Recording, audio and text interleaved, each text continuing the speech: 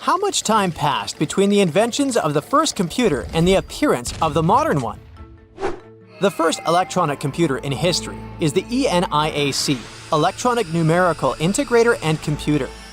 It was invented in 1945 by American scientists. But there's an older machine. It's the Babbage difference engine. English engineer Charles Babbage built it in 1822.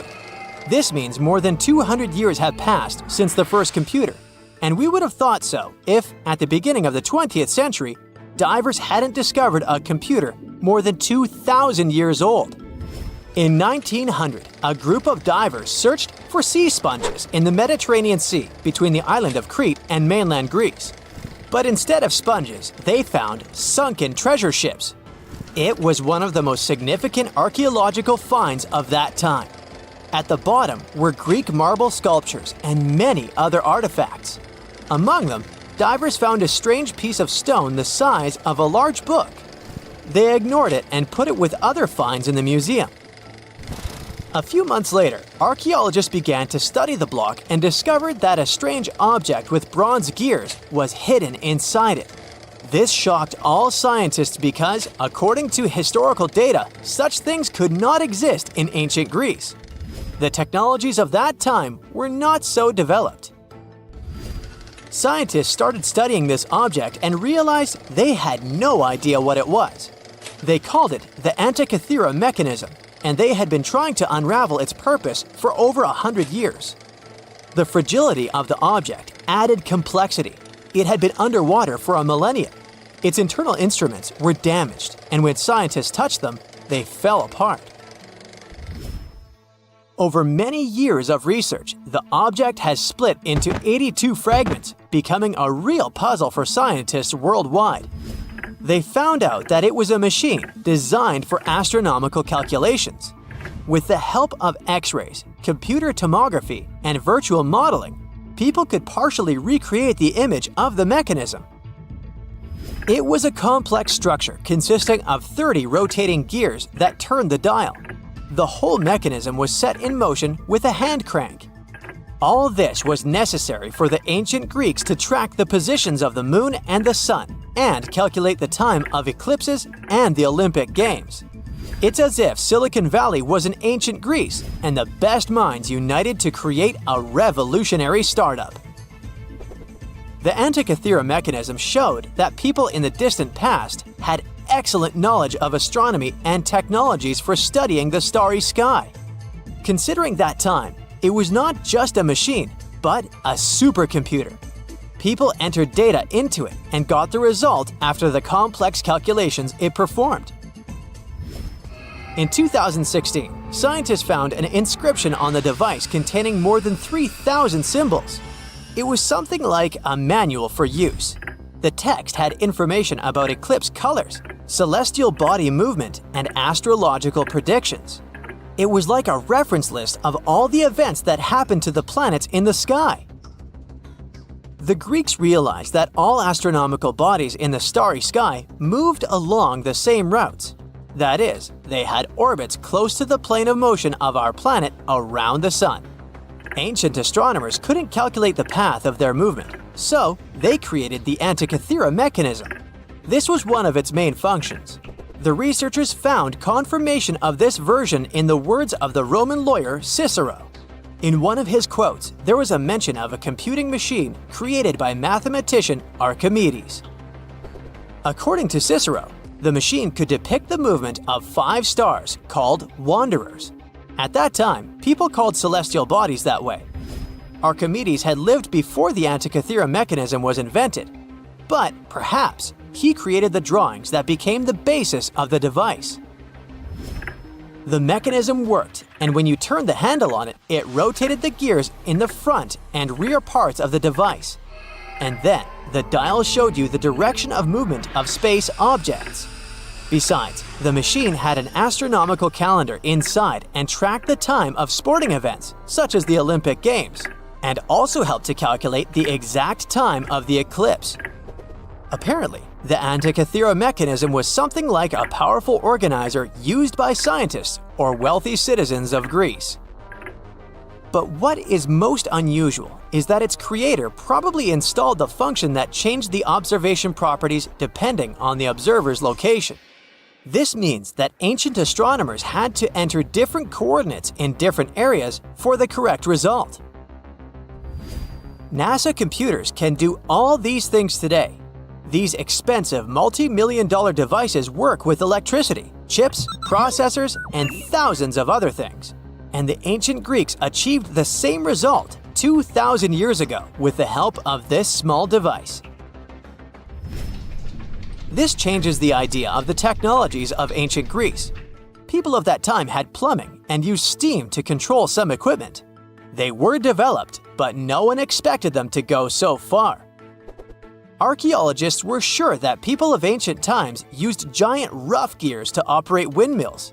And now, it turns out that they could create small and complex mechanisms that modern scientists couldn't figure out for 100 years. Divers continue to study the seabed where the Antikythera mechanism was found. They have already found other items, such as nails from the ship and a bronze ring. Such underwater excavations are dangerous and complicated, so the research takes a long time. Experts think that the Antikythera mechanism was not a single copy. Perhaps the ancient Greeks made the same or similar machines. Maybe they're hidden somewhere or were melted down to create something else. In those days, bronze was a costly metal, so when ancient astronomical computers broke down, people could melt them and sell the metal. Some researchers refer to the Antikythera mechanism as the ancient prototype of all modern devices. Phones, computers, and tablets have something in common with this machine. By the way, have you heard of the odometer device? This device tracks the distance traveled by car or other means of transport. Nowadays, odometers are digital, but this technology used to be mechanical, and the ancient Greeks were the first to invent it. According to some records, Archimedes might have created it. The Roman later adopted this device for use during long journeys to aid in road construction. The ancient Greeks were the first to attempt to understand the rules of geometry. The Babylonians and Egyptians used geometry in different spheres of life. However, the Greeks decided to use logical reasoning to establish the rules and formulas that we still use today. Archimedes observed that when a solid object was immersed in water, it displaced a mass of water equal to the volume of the object. Have you heard of the Hippocratic Oath? This document is read aloud by all doctors before they start practicing medicine. For us, concepts such as confidentiality between a doctor and a patient seem commonplace, as well as a doctor's duty to always try to cure and save people's lives. But all of this was invented by ancient Greek Hippocrates. In addition to the famous oath, he was one of the first to make a scientific leap in medicine. In ancient times, people viewed illnesses as punishment for bad deeds. But Hippocrates discovered that diseases were natural and that the human body could react differently to them.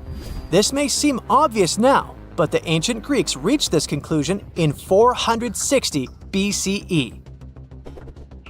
Aristotle was the first to suggest that our planet is a sphere, and thanks to him, we enjoy movies, TV series, and performances. The ancient Greeks invented theater in the form we know it today. Aristotle wrote the first rules of drama in history, which guide directors and screenwriters on how to keep the viewer's attention. Greek writers created plays in various genres, including tragedies, satires, and comedies. All of this contributed to the formation of Western culture, and that's why many directors enjoy staging ancient plays. And this is only a small part of what the Greeks invented. Therefore, it's quite logical that they were able to create the Antikythera mechanism.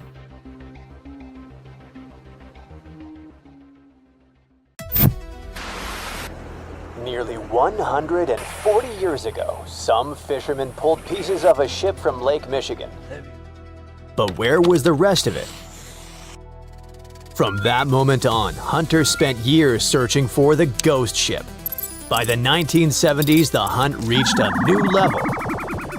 One with a $1,000 reward offered to anyone who could find it.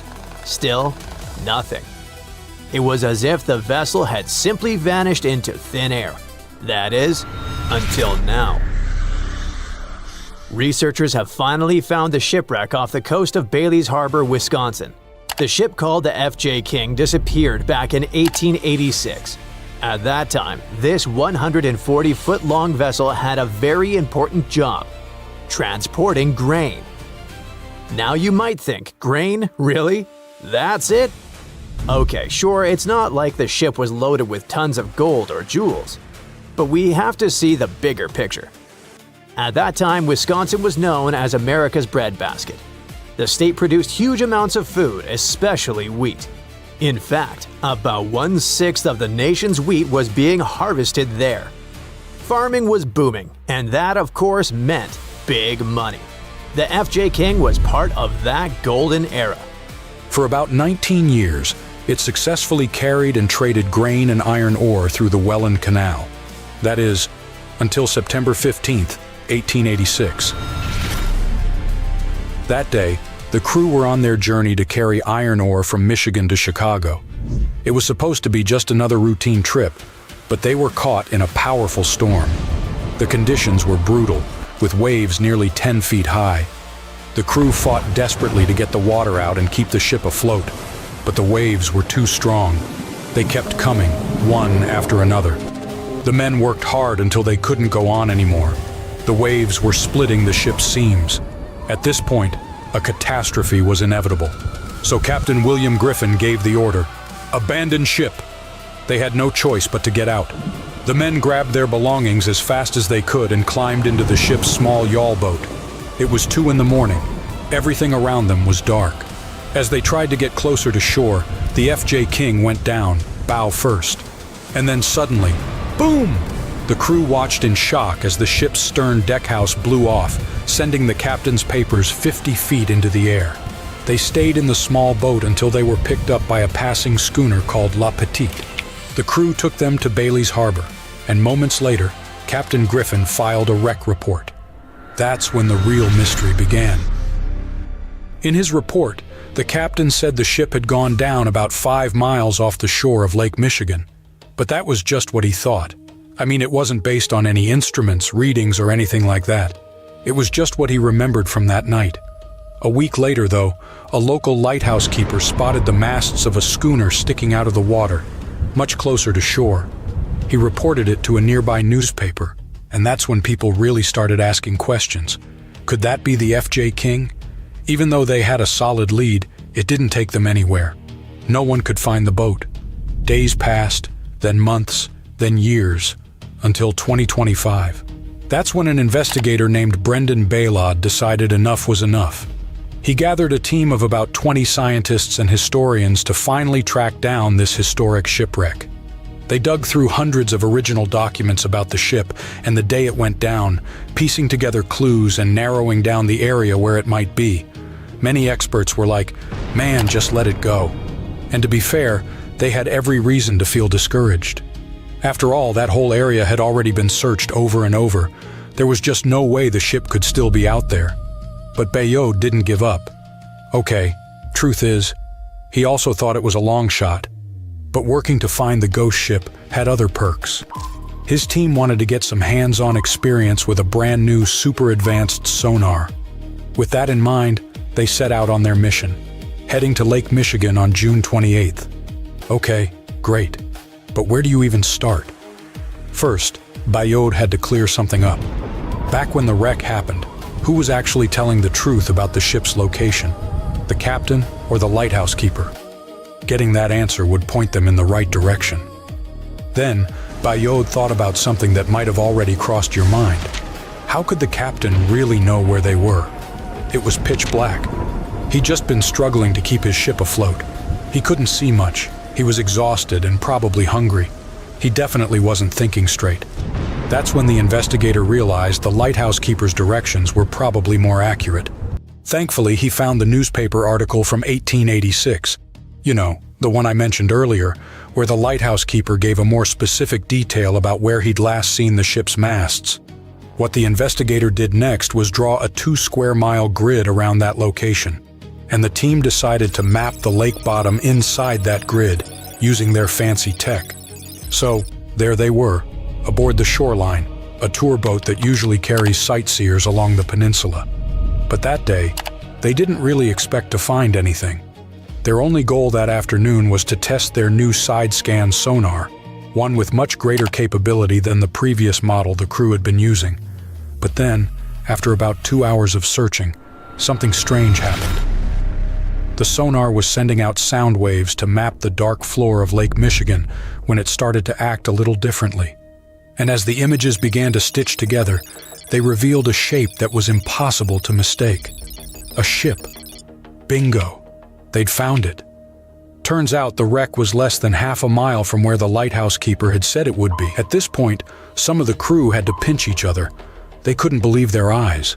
They were shocked, not only because they'd found the ship so quickly, but also because of how well it was preserved. You see, the investigators were hopeful, but they also thought the ship would be shattered into pieces. After all, it had been carrying iron ore, and the weight of all that metal could have torn it apart even more. But no. To everyone's surprise, the hull was almost completely intact. Sure, the front right side was crushed, but the rest of it was pretty much there. The investigators even found the crew's belongings and kitchenware scattered across the lake bottom.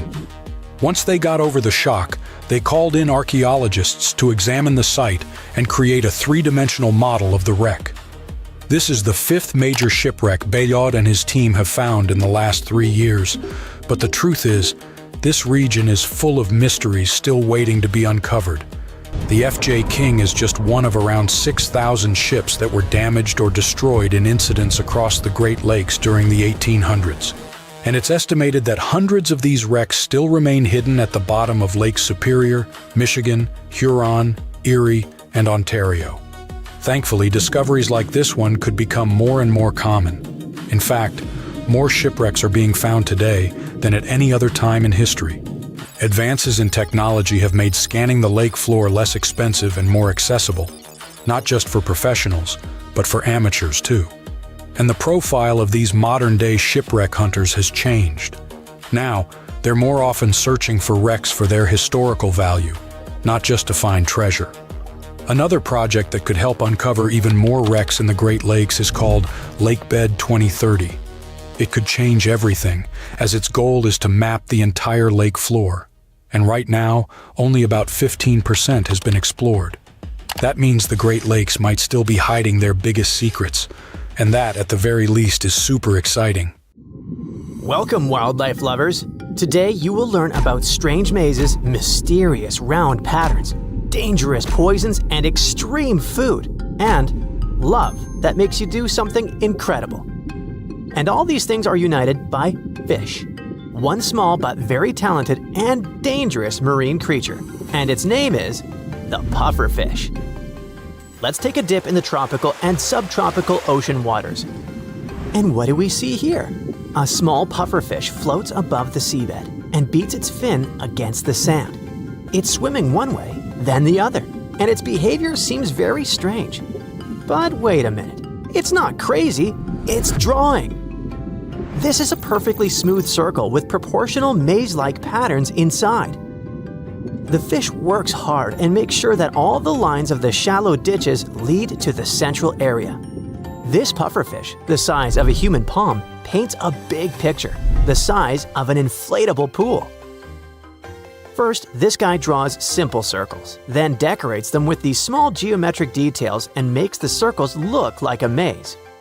It draws all these wavy lines with its fin, swimming up to them from different angles.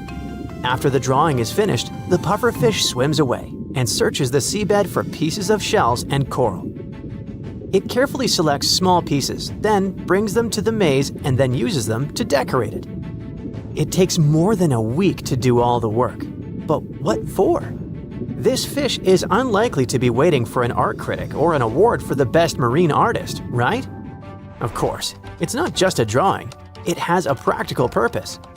Scientists have analyzed these circles using computer programs and suggested that the circular design of the pattern directs oxygen-rich water directly into the center of the maze. It doesn't even matter which way the undercurrents go. The moats inside the ring guide and help the freshwater pool in the center. Okay, but again, what for? Oh, many of us are willing to go above and beyond for it. It makes us suffer and feel great joy. This is the meaning of our life. This is the cause we were born for. The pufferfish creates these drawings because of love.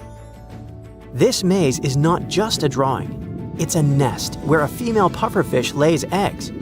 But before doing this, she evaluates the male's work. If she's not happy, she swims away. If she likes the drawing, she and the male create a family. The water in the center of the maze helps pufferfish eggs grow well. But they grow under the care of the male, as the female swims away immediately after laying the eggs. The pufferfish takes care of the offspring, guarding the nest until they hatch.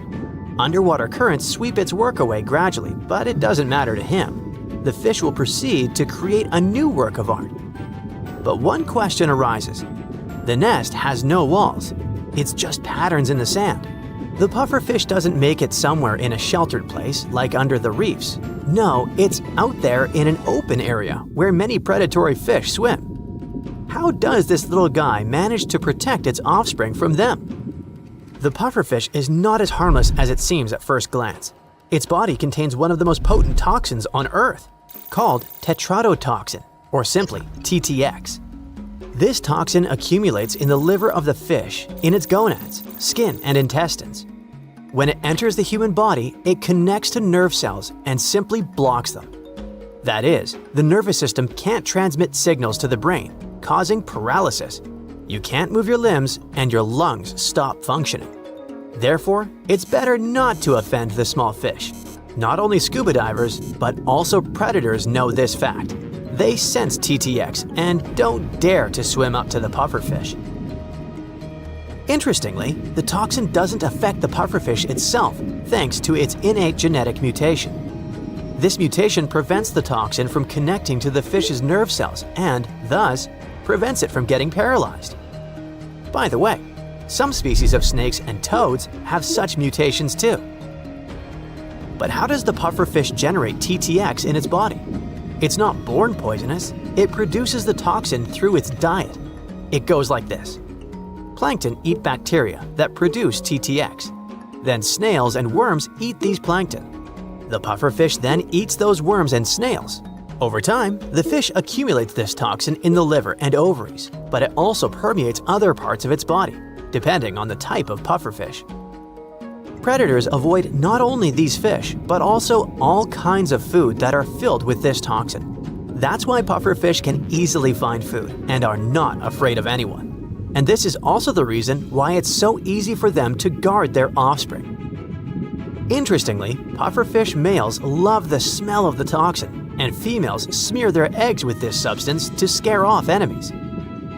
And while the whole ocean is afraid to approach the pufferfish, one creature is trying to catch it to eat. And this creature is human. Even if you've never heard of the pufferfish before watching this video, you've probably heard of fugu, a dangerous dish prepared by highly qualified chefs. Cooked fugu is one of the most dangerous dishes on the planet. There have been cases when people paid a lot of money to try this delicacy, but didn't survive this experience because the chef made a mistake. Tetrodotoxin is colorless and odorless, and even when you cook fish at high temperatures, the poison doesn't lose its properties. But this only applies to those fish that live in the ocean. On special farms where pufferfish don't eat toxin-filled food, they're completely harmless. So if someone offers you a fugu dish, always ask where the chef got the pufferfish from. Most often, people get poisoned by this fish when they come to eateries where so-called chefs cook the dish incorrectly. Don't do that. There are specialized restaurants where only trained professionals work. Such chefs undergo rigorous training and take an exam to show that they can safely cook this dish. They make it hundreds of times before being allowed to serve it to people. Such training costs thousands of dollars, so it's no wonder that fugu is so expensive. One wrong knife movement and the dish is infused with poison. The main goal during the preparation of this dish is to remove all traces of the toxin. It permeates almost the entire body except the meat itself.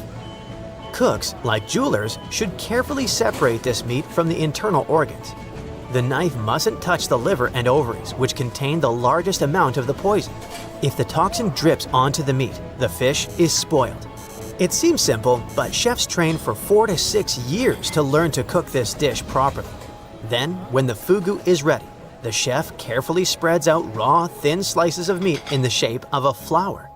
The dish is served mainly in the winter because pufferfish become fatter during the cold season, so it has more meat.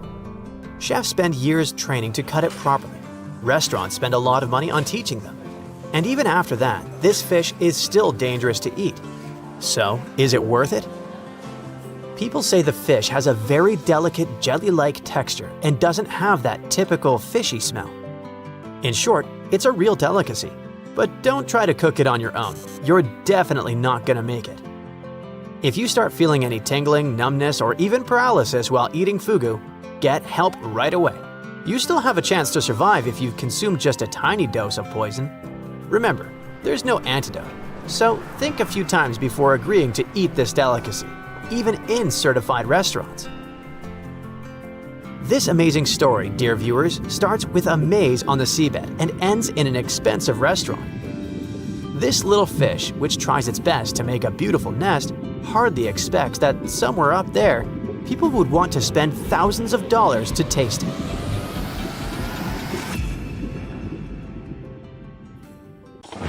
Back in 1912, British newspapers were buzzing with one bold claim: the first humans appeared in Britain, not Africa. It felt like history itself had been rewritten, and everyone bought into it. Crowds cheered, scientists raised their glasses, and the tiny village of Piltdown in Sussex suddenly became the spotlight for what was hailed as the greatest evolutionary discovery ever. It all happened thanks to this guy, Charles Dawson, a curious amateur archaeologist who was dreaming of making a name in science. He claimed he had found bone fragments of a transitional creature between apes and humans. Dawson teamed up with Arthur Smith Woodward, a respected geologist from the Natural History Museum, and together they assembled fragments of skulls, teeth, and even primitive tools. They unveiled their find, the Piltdown Man, to the Geological Society, and for decades everyone believed it.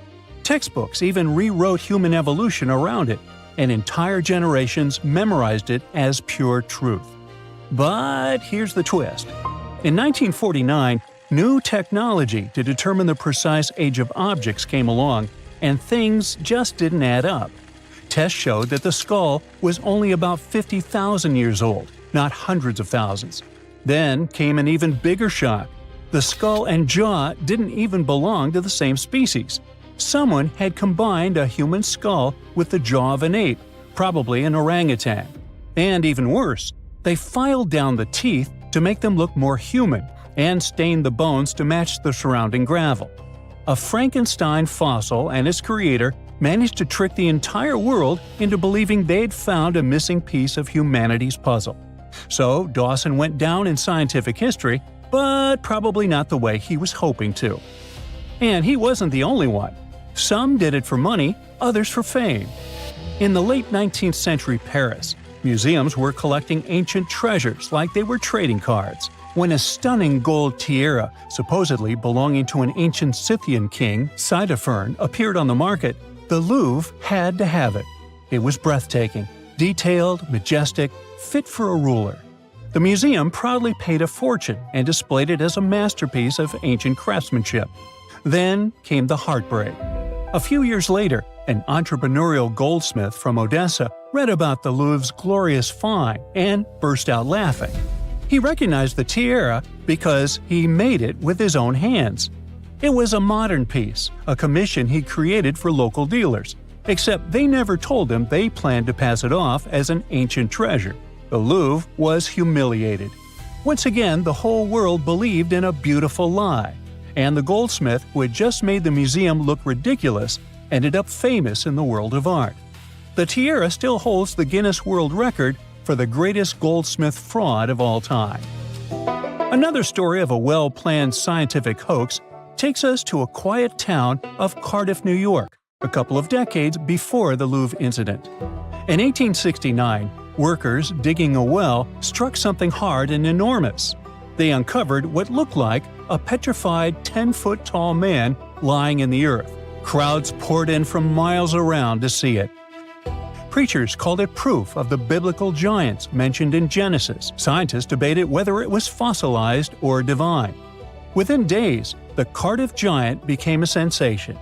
People paid good money to see it, 50 cents a ticket, which was a lot back then. Later, it turned out that a man named George Hull carved the mysterious giant from gypsum after an argument with a Methodist reverend. Hull just wanted to prove how easily you can fool people, especially religious believers, unlike himself. So he buried the fake giant, and it worked too well. Even after experts exposed the hoax, visitors didn't care. They kept coming because they wanted to believe. Over time, the giant changed ownership several times. You can now see it at the Fenimore Farm and Country Village Museum in Cooperstown, New York. Well, speaking of museums, you might have seen crystal skulls that glow under light, presented as sacred artifacts from Mesoamerican temples. Yes, that skull from an Indiana Jones movie with ancient Aztec powers or even extraterrestrial energy. So, museums displayed such skulls proudly until scientists at the British Museum and the Smithsonian decided to give them a closer look. And what they found shattered the myth. They found that the skulls were made with modern rotary tools and abrasives that ancient carvers didn't have. In other words, someone in the 1800s or 1900s made them using modern machinery and fooled the world. They weren't messages from deities or some advanced creatures from space, just very fancy paperweights that tricked so many people into believing in some ancient superpowers. Well, let's jump several decades closer to the present day, shall we?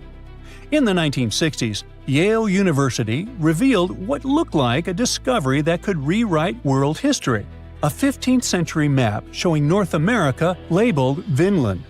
It meant Vikings had mapped America long before Columbus.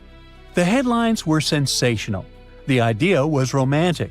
Explorers crossing icy seas century before Europe even knew America existed. But something just didn't add up. The parchment was generally medieval, but the ink wasn't. Decades of testing revealed it contained titanium dioxide, a pigment invented in the 20th century. In 2021, Yale confirmed it. The Vinland map was a modern forgery, drawn over old parchment to make it look ancient. It wasn't proof of Viking genius, but rather of human cleverness on one side and the tendency to be easily persuaded on the other. And when we speak of persuasion, you don't have to try too hard when a really trustworthy source like National Geographic shares something, right?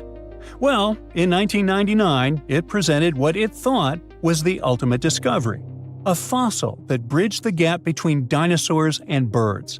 It was called Archaeoraptor, and it was going to change everything we knew about evolution. The fossil came from China, and on first glance, it was perfect. A dinosaur tail, bird-like wings, and bones that seemed to tell the story of flight's evolution. But soon, paleontologists started whispering. The bones didn't quite line up. CT scans revealed the ugly truth. It was literally glued together from parts of different species. A dinosaur tail from one fossil, a bird body from another. Someone had Frankensteined the fossils to make a more valuable specimen. The embarrassment hit hard, especially for National Geographic, which had built an entire story around a fake the world liked to believe. Now, if you think scientific hoaxes are all in the past because of all the 20th century high-tech, here's a surprise for you. In 2020, the Museum of the Bible in Washington, D.C. made a stunning confession. All 16 fragments of its prized Dead Sea Scroll collection were modern forgeries. They'd spent millions acquiring what they thought were sacred 2,000-year-old texts, only to learn they were made of ancient leather painted with modern ink. The forgery was so advanced that even experts were fooled at first. But after detailed forensic tests, it became clear the holy relics were anything but holy. It wasn't just about money, it was about faith. Thousands of visitors had stood in front of those glass cases, feeling awe, reverence, and connection, only to learn it was a show built on lies. And finally, it's time for one of the eeriest hoaxes of all. In 2000, a mummy surfaced in Pakistan, claiming to be a 26-year-old Persian princess, the daughter of Xerxes. They found her in a gilded sarcophagus, wrapped in golden robes. Her face was eerily well preserved. Archaeologists were stunned, but something about her looked wrong. CT scans, linguistic analysis, and radiocarbon dating revealed the horrifying truth. The mummy wasn't ancient at all. She was a modern woman, and someone likely took her life and then mummified her to sell as a fake relic. Well, yikes. The story went from exciting to tragic overnight and broke many hearts. What was supposed to be a royal miracle turned out to be a human crime and yet another lie.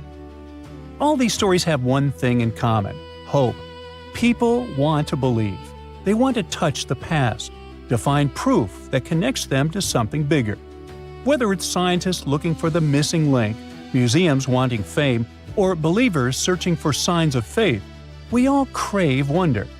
History is full of tricksters, and sometimes the best stories come from the fakes that fooled us all. We're hearing more and more about mysterious objects falling from the sky. Weird metallic stuff barely missing houses and rolling over between farms. Just like in Argentina the other day. There wasn't any trail, and it didn't trigger any radar alerts. It was just a sudden thud that startled the locals. Before you knew it, everything was blocked off, with authorities surveilling the area. What's actually going on? And are we in danger of this happening to any of us? People in a small rural town in northern Argentina live a quiet life. For them, probably the most dramatic thing is when a cow wanders off. What they definitely didn't expect was a giant cylinder dropping down out of nowhere. The owner was definitely grateful that the thing didn't smash into his house. He called the police, if not to figure out what it was and what it was suddenly doing in his backyard, then at least to help him get rid of it. However, when officers arrived at the scene, they knew this job was above their pay grade. They had to call specialists, the kind who show up with protective gear and strange instruments that make beeping sounds. Before you can examine what it is, the standard procedure is to make sure nothing will go boom. Fallen space stuff can be like a shaken soda can full of leftover rocket fuel. One wrong poke and psht! That could cause serious trouble. After they ensured the object was safe to approach, the real mystery began to unravel. Right there in the dirt was a long black carbon fiber shell with dents along its side. It looked like a leftover part of a starship that had been chewed up and then spewed out by some scary space whale. As objects fall, their spin can increase dramatically. By the time they reach the ground, they can tumble like a fumbled football, which can reshape them and make them unrecognizable. Reports describe it as roughly 5.5 feet long and heavy enough to sink into the soil. It also appeared to be engineered with clean lines and a structured shape. What could it be? The most obvious idea was that it might have drifted down from orbit, maybe a leftover piece of some past launch, finally losing its battle with gravity. There are thousands of defunct satellites and rocket pieces still circling Earth. Even in space, there's still a bit of atmospheric drag nibbling at objects and stealing their speed. And once they slow down too much, they spiral back toward Earth. So an old satellite is a good guess. However, the shape is unusual. Usually, they're not round and not like this. Another plausible explanation might be that the strange thing came from an aircraft. Commercial airplanes sometimes lose items like panels, tires, or doors. In 2014, a Delta Boeing 757 had an unexpected adventure when it lost an upper wing panel mid-flight. While it may sound alarming, the problems with the wing did not affect the plane's ability to fly, and it landed safely. In July 2024, a United Airlines Boeing 757 taking off from Los Angeles lost a main landing gear wheel but continued to Denver and landed with no injuries. As you can see, weird things happen, but the Argentina object seems too unusual and way bigger. And if something this large had fallen off a plane mid-flight, there would almost certainly be reports later and a very worried pilot somewhere. It's also not unimaginable that the object came from some experimental project, perhaps a prototype that's not connected to any public mission. After all, not every innovative test gets announced. For example, research teams often conduct discrete trials to see how new materials or shapes perform during their descent. However, even such durable test shells are usually recognizable, while this tubular thingy was visually confusing and became a genuine mystery, at least for a while. Until they discovered marking. Almost everything made to fly is marked in some way, whether it's with a stamped code, a painted line, or a laser-etched ID. Unless it's meant to stay a secret, any kind of flying uses expensive technology. And even if you can't reuse it, you might still want to examine it and learn from it. Usually, each part has a mark on it, because it comes from different factories or locations. Even old space debris typically provides some clue, allowing you to play detective with familiar shapes used at the time. You're likely to find a fragment that matches some blueprint. And this is what may have solved this particular mystery. One of the valves had a tiny serial number, and that exact code appears on the public list of space debris incidents. Based on the list, this mystery tube is believed to be a piece of the Jielong 3A Chinese Smart Dragon rocket, which was launched from a barge in the Yellow Sea. That doesn't make the origin official, as China has not publicly confirmed anything. Funny enough, a similar chunk of suspected Jielong 3 debris turned up in Australia around the same time. That's a bit anticlimactic. Another famous case happened in Spain's Murcia region in 2015. Just like in South America, farmers found something unidentified. Except Spaniards got bowling balls instead of something cylindrical. This also brought people in special suits. Experts later suggested it was a high-pressure tank used for launch, but no one ever figured out whose. The same thing happened in Namibia in 2011. Journalists literally dubbed it the mysterious space ball. Villagers discovered a scorched, hollow metal orb sitting out in the open, looking like it had rolled straight out of a factory. Its surface was rough, and the whole thing appeared to be made from two halves welded together. Police got involved to check whether it was explosive, and authorities later tested it, confirming it was made from space-grade alloy and nothing more. No agency claimed it, no mission matched it. Locals reported hearing a series of small explosions a few days before the discovery, and officials noted that similar spheres had appeared in Australia and Central America over the last couple of decades. It also happened in Vietnam, where not one, but 3 hefty balls dropped in 3 separate locations. They were of different sizes and looked like giant marbles, with the largest one weighing 100 pounds. The investigators think the globes might be leftovers from a botched satellite launch. The mild damage suggested they fell from a relatively low altitude. Authorities are on the same page, saying it's likely something that originated from orbit, but they can't tie it to any specific mission. In India, Gujarat villagers also found huge pool balls. All these falling objects point to a much bigger issue. The space around Earth is getting really cluttered. Over the decades, low Earth orbit has begun to resemble a storage room that nobody has cleaned out. While most of the debris burns up when it re-enters the atmosphere, as you can see, heavier fragments can survive the fall and land somewhere on Earth. No wonder nobody wants to take the responsibility. It would be like admitting you left garbage on a highway that caused a traffic accident, but it gets even worse on a much bigger scale. Researchers warn of a phenomenon known as the Kessler syndrome. That's the nightmare scenario where one collision causes another and another and another, until orbit basically turns into a shooting gallery of high-speed chunks of metal. The idea is that one collision can trigger a runaway chain reaction, turning orbit into a fast-moving cloud of debris. If that ever really kicked off, certain orbits could become too dangerous to use. Earth could become essentially fenced off by the junk we have created ourselves. It could lead to a future where satellites and starships avoid cosmic debris, like in a video game. It's not all that dire, as scientists are well aware of the issue and are working on ways to address it. Right now, some scientists are probably tossing around ideas like using nets, capture missions, and even laser nudging. Cleaning out our orbit should be a priority. We definitely don't want future visitors from distant galaxies avoiding us just because they don't feel like dodging our messy driveway full of space litter. 75 million years ago, North America was full of scary dinos, both walking and flying, and insects the size of birds. But the biggest predator there was something way scarier, a crocodile so massive it could swallow dinosaurs whole. This beast was roughly the length of a school bus, weighed more than 5 tons, and had teeth the size of bananas. Its name was Deinosuchus, which literally means terrible crocodile. And trust me, it lived up to that name.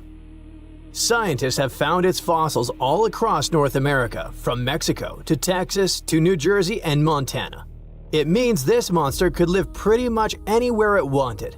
It wasn't picky. It roamed rivers, swamps, and even coastlines. And when it was hungry, anything that moved was fair game. Fossilized dinosaur bones show massive bite marks matching its jaw pattern. So yes, it actually took down dinosaurs. What's even crazier is its bite force. Based on skull reconstructions, scientists estimate it could crush bones with more power than T-Rex. So if a T-Rex ever got close to the water, it might have ended up as lunch. But Deinosuchus wasn't just a bigger and meaner version of today's crocodiles. It was more closely related to alligators.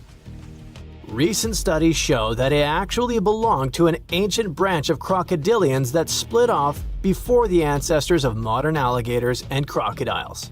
It was like that weird cousin in your family tree who doesn't quite fit in, but somehow looks like everyone. It had traits from both groups, like salt glands that helped it survive in both freshwater and saltwater. That's rare because most crocs today can't handle salty environments for long. This feature might have been its secret superpower. Around that time, North America was divided by a massive inland sea called the Western Interior Seaway. It stretched from the Arctic Ocean down to the Gulf of Mexico. Deinosuchus could travel across it, sneaking along the coasts and striking anywhere there was food. Still, scientists argue about its favorite hangout spot. Some say it mostly lived in rivers and swamps, and the fossils found near the coast just happened to be preserved better there. Others think it really did patrol the ancient shoreline, waiting for dinosaurs that wandered too close. Either way, this reptile ruled its world, and the climate of its time helped it thrive. The late Cretaceous was a warm, humid idyll filled with wetlands, forests, and endless food sources.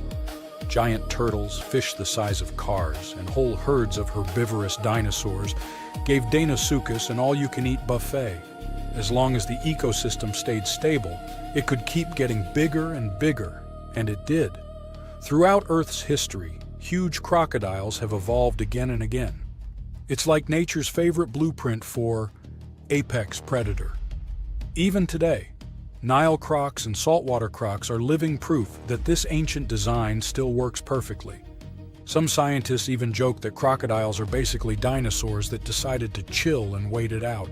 They survived mass extinctions while most other big reptiles vanished. Deinosuchus wasn't so lucky and went extinct around 73 million years ago, most likely because the environment changed and its food sources dwindled. But the ocean is still full of mysteries. Maybe some gigantic croc-like beasts are still lurking out there.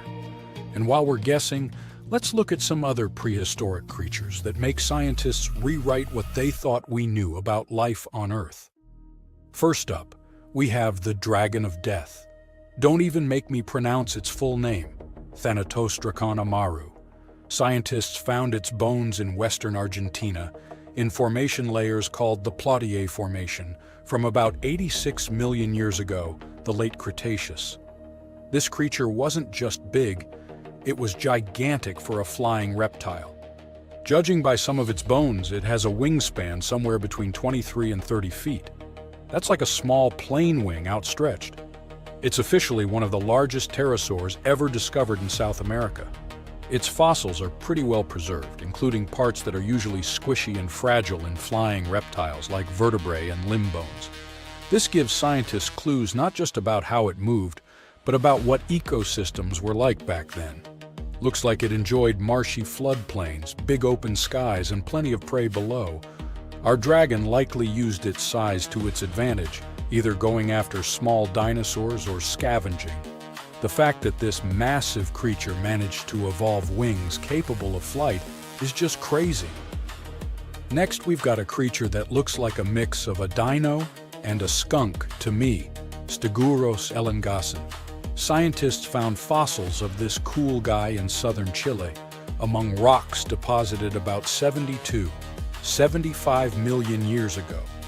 The thing that hits you first, let's hope, not literally, is its tail. Instead of the usual spikes or clubs you get in other armored dinos like ankylosaurs, Stegosaurus had a flat blade-like tail made from fused bones. It looked almost like a weird paddle or frond. Scientists compare it to Aztec ammunition because of that blade structure across the tail's rear half. It wasn't huge, only about 6.5 feet long, but what it lacked in size it made up for in weirdness and cleverness. Its body had armor plates, protective skin scutes, and a skull structure showing features of different dinos. So it was kind of a hybrid in style, which got paleontologists rewriting some of the family trees of armored dinosaurs. Also, the fossil is unusually complete, about 80%, which is rare because armor bones are often damaged or missing. This is super useful for science because it shows us how armor evolved, especially in southern continents.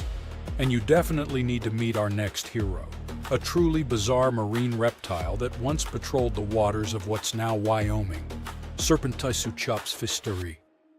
This creature was part crocodile, part sea monster, and 100% nightmare fuel. Scientists first found its fossils over 25 years ago, but they only recently managed to piece together enough of its remains to truly understand it. It had a super long neck, which was normal for plesiosaurs, and a croc-like skull and body. Most fossil books would tell you these traits shouldn't exist in the same animal. So this guy was a stunning exception. Paleontologists have found its lower jaw, a large portion of its skull, neck vertebrae, tail, and ribs. So they were able to reconstruct not just what it looked like, but how it likely moved, swam, and hunted. About 35% of its body is preserved, which is not so often for marine reptiles, and it lets scientists learn a lot about its lifestyle. With its long neck and the power of a crocodile, plus a super combo of speed, reach, and bite, this guy was most likely a top predator of its time. Last but not least, we have this cool dino, Duonicus tsokhtbatari, that lived in Mongolia's Gobi Desert around 90 to 95 million years ago during the Cretaceous period. It wasn't a meat-eater like T-Rex, but more of a plant muncher. It grew to about 10 feet long, roughly the size of a tall adult human lying down, and weighed around 575 pounds. Pretty hefty for a leaf-eater. The craziest thing about this heavy guy was its hands. It only had 2 fingers on each hand, and each finger carried a giant curved claw about a foot long, covered in keratin, the same stuff your nails are made of. That keratin actually added over 40% to the claw's length, which is super rare to see preserved in fossils. Because of that, scientists can actually study the full shape and structure of the claw, not just the bone. Its hands weren't just for show, though. We can see fused wrist bones and stiff joints in the fossil, which means it could grab and pull down branches to eat leaves. So, having fewer fingers could actually be a bonus if your goal is to reach and rip down vegetation. It's a really cool example of how dinosaurs adapted in weird and specific ways to survive. Waves are crashing higher than ever before, about to swallow one of the world's most mysterious islands. By 2080, rising seas could crash all the way up to Ahu Tongariki. It's the famous ceremonial platform on Rapa Nui, aka Easter Island. Unfortunately, that's not just a guess. Researchers at the University of Hawaii at Manoa have already run the numbers and shared their findings in the Journal of Cultural Heritage. Their study shows that up to 51 other cultural landmarks, including the iconic Moai statues, could face flooding. But before we get to all that drama, let's learn more about Rapa Nui itself. This is the original name of Easter Island. People from Polynesia settled there way back, around 300 CE. Once they made themselves comfortable, they started creating their own wild and creative culture. Between the 10th and 16th centuries, they built massive ceremonial platforms called ahu and huge statues called moai, made to honor ancestors. Those giant figures still stand today, giving the island a mysterious vibe. Rapa Nui National Park protects all this. It's a Chilean wildlife area, the heart of Rapa Nui culture. The architecture and sculptures here are totally unique, even compared to other Polynesian islands. Easter Island is super remote, literally the farthest inhabited island in the world, sitting 2,300 miles from mainland Chile. The island covers 64 square miles, and the World Heritage Site takes up about 27 square miles, including 4 tiny nearby islets. Rapa Nui National Park is full of archaeological treasures. Experts estimate there are about 900 moai, more than 300 ahu, and thousands of other structures for farming, funerals, houses, and daily life. The moai are incredible. Some stand 6.5 feet tall.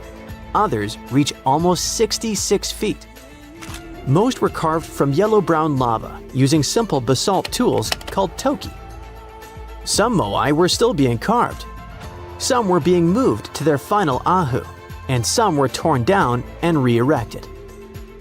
The quarries, like Rano Raraku, show us today how the carvings were made. The ahu come in all shapes and sizes. The biggest is Ahu Tongariki, with 15 moai lined up on top of it. Most ahu have a raised platform of carefully worked stones, a ramp, often paved with smooth beach pebbles, and a flat area in front. Rock art is everywhere. You can find pictographs and petroglyphs in all kinds of styles. Caves hide even more carvings. Even villages, farms, and other structures are super interesting. By the 16th century, according to studies, the Rapa Nui society faced a big crisis. Natural resources ran low. The culture started to change. Many of the megalithic monuments were ruined. The ancestor cult was replaced by the man-bird cult. It was centered in Orongo by the Ranokau volcano. There are 54 semi-underground stone houses there, all shaped like ellipses and decorated with carvings about birds and fertility. This cult lasted until the mid-19th century. It's probably no wonder that colonization brought huge changes. Livestock, forced relocation, and diseases cut the native population to barely over 100 people. Today, the island is home to descendants of the original Rapa Nui people as well as immigrants. They try to keep the culture and still live in the modern world. Sadly, all that heritage might be lost soon, for good. And if nothing is done, rising seas could put Rapa Nui's UNESCO World Heritage status at risk. Scientists say that knowing these risks are just the first step. If we actually realize what's happening, we can figure out how to protect ancient monuments. The team wanted to see just how bad rising seas could get for Rapa Nui. So, they built a digital twin of the island and ran insanely detailed computer models to track waves along the shore. Then they stacked those flood maps on top of data about all the cultural landmarks which they got thanks to local partners. They wanted to see which ones would get hit first.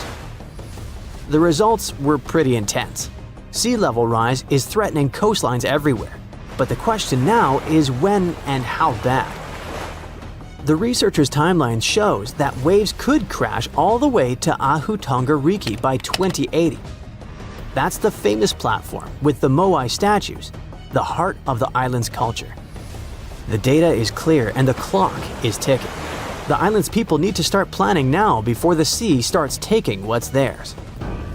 And Easter Island isn't the only potential disaster site suffering from the elements. The old city of Chanchan in Peru is feeling the heat from extreme weather. It used to be the capital of the Chimu Empire and is basically the biggest pre-Columbian city made out of earth in the Americas. The place was super advanced for its time. They had smart city planning, organized society, irrigation systems, and some amazing art. The Incas took over in the 1400s, but the ruins still show how sophisticated the Chimu were. It's now a UNESCO World Heritage Site, and it's really important. And now, El Niño, the warm phase of a natural climate cycle called El Niño Southern Oscillation, brings both heavy rains and long droughts to this place. These ups and downs have happened forever, but now they occur more often. Besides, rising groundwater is making the buildings unstable. To fight this, people are controlling the water table, fixing walls, documenting the architecture, training locals, raising awareness, and making disaster plans. Storms and shrinking sea areas are also causing problems for the 19th century whalers settlement on Herschel Island in Canada. It's so bad that buildings had to be moved inland to stay dry and avoid flooding. If erosion keeps going, locals might have to move them even more, and some structures are likely to be abandoned. Permafrost is also breaking down graves, which makes buried caskets topple and break. If we move to the mosque city of Bagarat in Bangladesh, we'll find that water and salty soil are wrecking stone buildings. Salt gets into the rocks and then expands when it gets wet. This causes the stones to crack and crumble faster. And this place is a UNESCO World Heritage Site too. It contains 360 mosques, public buildings, water tanks, mausoleums, bridges, roads, and other public buildings. People once constructed them from baked brick. Another place potentially in danger from rising seas and stronger waves is coastal Great Britain. There, weather conditions are threatening lots of historic castles. Hurst Castle in Hampshire, Tintagel in Cornwall, Peel Castle in Cumbria, Bayard's Cove Fort in Devon, Garrison Walls in the Isle of Scilly, and Kelshot Castle in Southampton all face danger. English Heritage says they need to fix walls and build stronger defenses to stop storm damage. Heavy rains and extreme weather are also hitting Edinburgh in Scotland. Flooding and landslides are a serious growing risk. Since 1970, annual rainfall has gone up 13%. The sandstone repeatedly gets wet and dries, which wears down Edinburgh Castle and erodes the volcanic rock it stands on. Is it going to topple one day? If nothing is done soon, time will show, I guess. Another super famous and touristy place that might get flooded soon is Venice in Italy. Its lagoon faces a serious threat from rising sea levels. Flooding is becoming more and more common. This puts the city's buildings and streets at risk. So, as you see, the problem of Rapa Nui aren't unique. Other coastal places like Hawaii face the same threat from rising seas.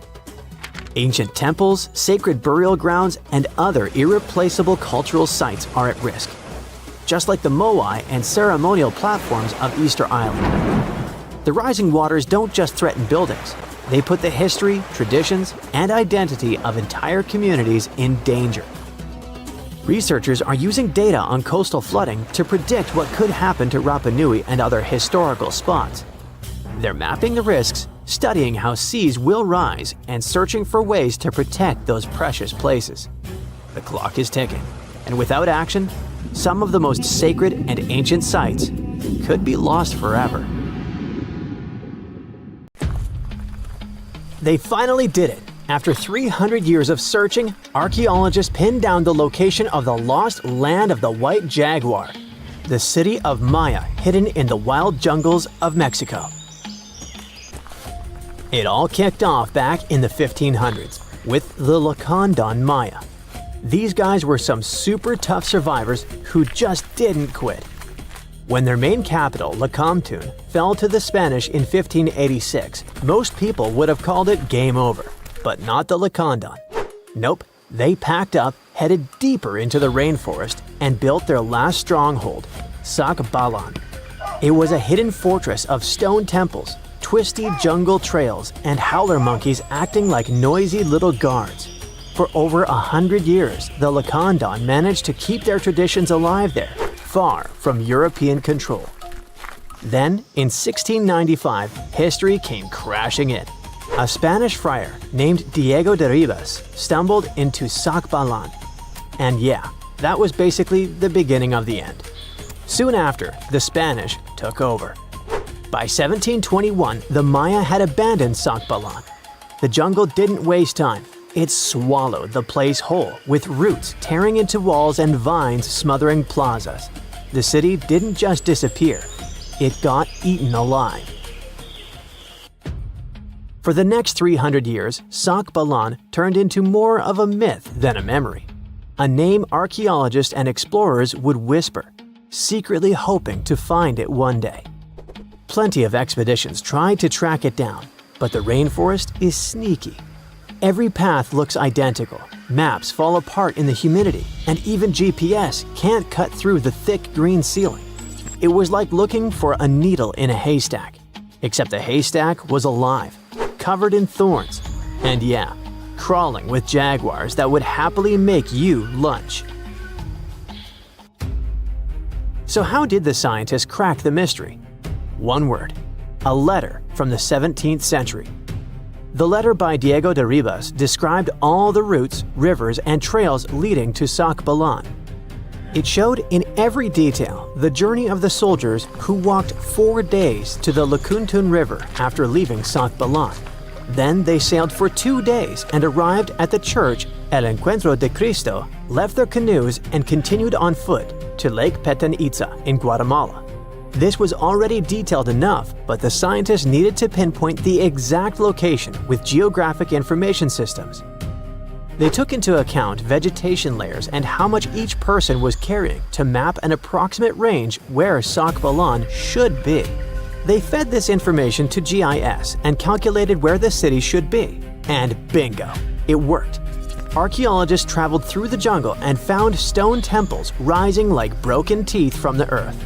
There were also some tools and ceramics, and a Spanish church right in the middle of the ruins.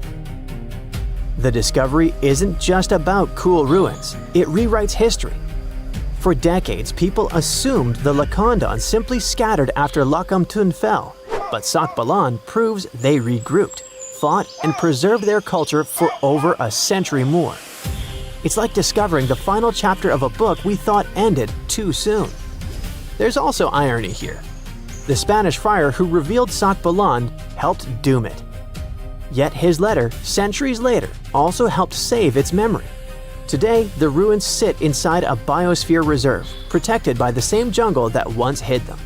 Tourists can't just waltz in. It's raw, tangled, alive. The city breathes again, but on its own terms. Scientists just uncovered another lost city, buried under the thick jungles of Mexico. It had been hiding there for 600 years. The place is called Gengola, and it's massive, about 360 hectares with more than 1,100 buildings, 2.5 miles of defensive walls, its own network of roads, and a super organized city plan. Because it was so deep in the jungle, you'd never realize how huge it really was unless you spent years hiking through it. But modern tech swooped in to save the day, using LiDAR, a kind of laser scanning tool. Researchers flew over the site, and in just 2 hours, they had a full 3D map of the entire city. Gengola was built sometime between 1350 and 1521, back in pre-Columbian times, and it used to be buzzing with life. It was a major hub for the Zapotec people, who had been around in the region since about 600 BCE. Families there lived in homes with big central patios surrounded by rooms, and as they got new members, they just add more rooms and stretch their houses out. They even used the mountains around them as natural walls and channeled mountain water for drainage. A lot of their buildings are still standing, which is wild considering how much time has passed. By the late 1400s, the Zapotec were real powerhouses along the Pacific coast. They even fought off the Aztecs, who were constantly trying to expand. At Gengola, they survived a brutal 7-month siege. But even though hiding in the mountains kept them safe, it wasn't perfect. They didn't have enough fresh water or farmland to feed everyone. Just 12 miles away, the smaller city of Tehuantepec had what they needed. So the Zapotec moved there right before the Spanish arrived in 1521. What the scientists have seen so far is just scratching the surface. That LiDAR scan revealed more than 1,000 buildings, and archaeologists are planning years of research to figure it all out.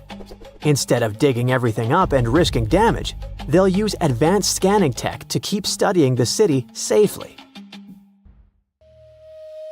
Alright, now let's hop across the world to Egypt, where archaeologists stumbled on a whole lost city called Imet, tucked away in the eastern Nile Delta.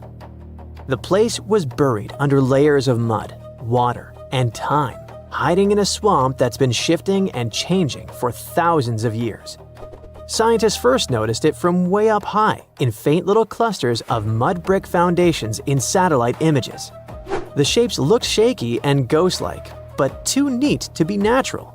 So they followed the patterns down on the ground, started digging, and the city started coming back to life. They found multi-story tower houses, basically mini skyscrapers of the ancient world. They had multiple floors, thick foundations, and could handle some serious weight. That kind of vertical living is super rare in Egypt, especially outside the Nile Delta. It showed that people in Imet weren't just spreading across the land, but stacking upward, which means the city was packed, carefully planned, and way more urban than anyone thought for that time. And it wasn't just fancy housing either. Archaeologists also uncovered a grain processing center with paved work areas, animal pens, and organized spaces for food production. Clearly, this was a city with a real economy running behind it. Not far from there, they spotted a ceremonial road that once led to a temple for Wadjet, Imet's patron deity. But later on, other buildings got plunked down over the road, which shows that Wadjet's worship faded over time. Still, the ruins coughed up some amazing relics, a green faience little funerary figurine, and a stela showing Harpocrates perched on crocodiles and gripping snakes. He was the Greek spin on Horus, deity of silence, secrets, and the newborn sun. And there was even a bronze sistrum, an ancient Egyptian musical instrument decorated with twin heads of Hathor. Turns out, Imet was active from around the 4th century BCE onward, stretching from Egypt's late period into the Roman era. Its location along trade routes made it a magnet for merchants and pilgrims visiting Wadjet's temple. So it wasn't just hanging on, it was thriving, connecting, trading, and adapting with the times. And this isn't just another dusty ruin. Imet is giving us a window into everyday life, religion, and urban planning in the Delta, which we've always known way less about compared to the big pyramids and tombs. So stargazers were chasing the Perseid meteor shower, but instead, they got something more unusual and rare, a massive cosmic swirl in the sky. In August 2025, reports poured in from Maryland, New York, New Jersey, Illinois, Ohio, Nebraska, a total of at least 10 states, and Ontario, Canada. The ghostly spiral was floating over the highways, houses, and woods for almost 10 minutes before vanishing like a Penn and Teller trick. It bloomed, unfurled, and then just faded. The internet went nuts about the mysterious spiral. Witnesses snapped video with shaky hands, wondering what they just saw. And of course, theories bloom faster than wildflowers in spring. Some people thought it must have been a Perseid meteor.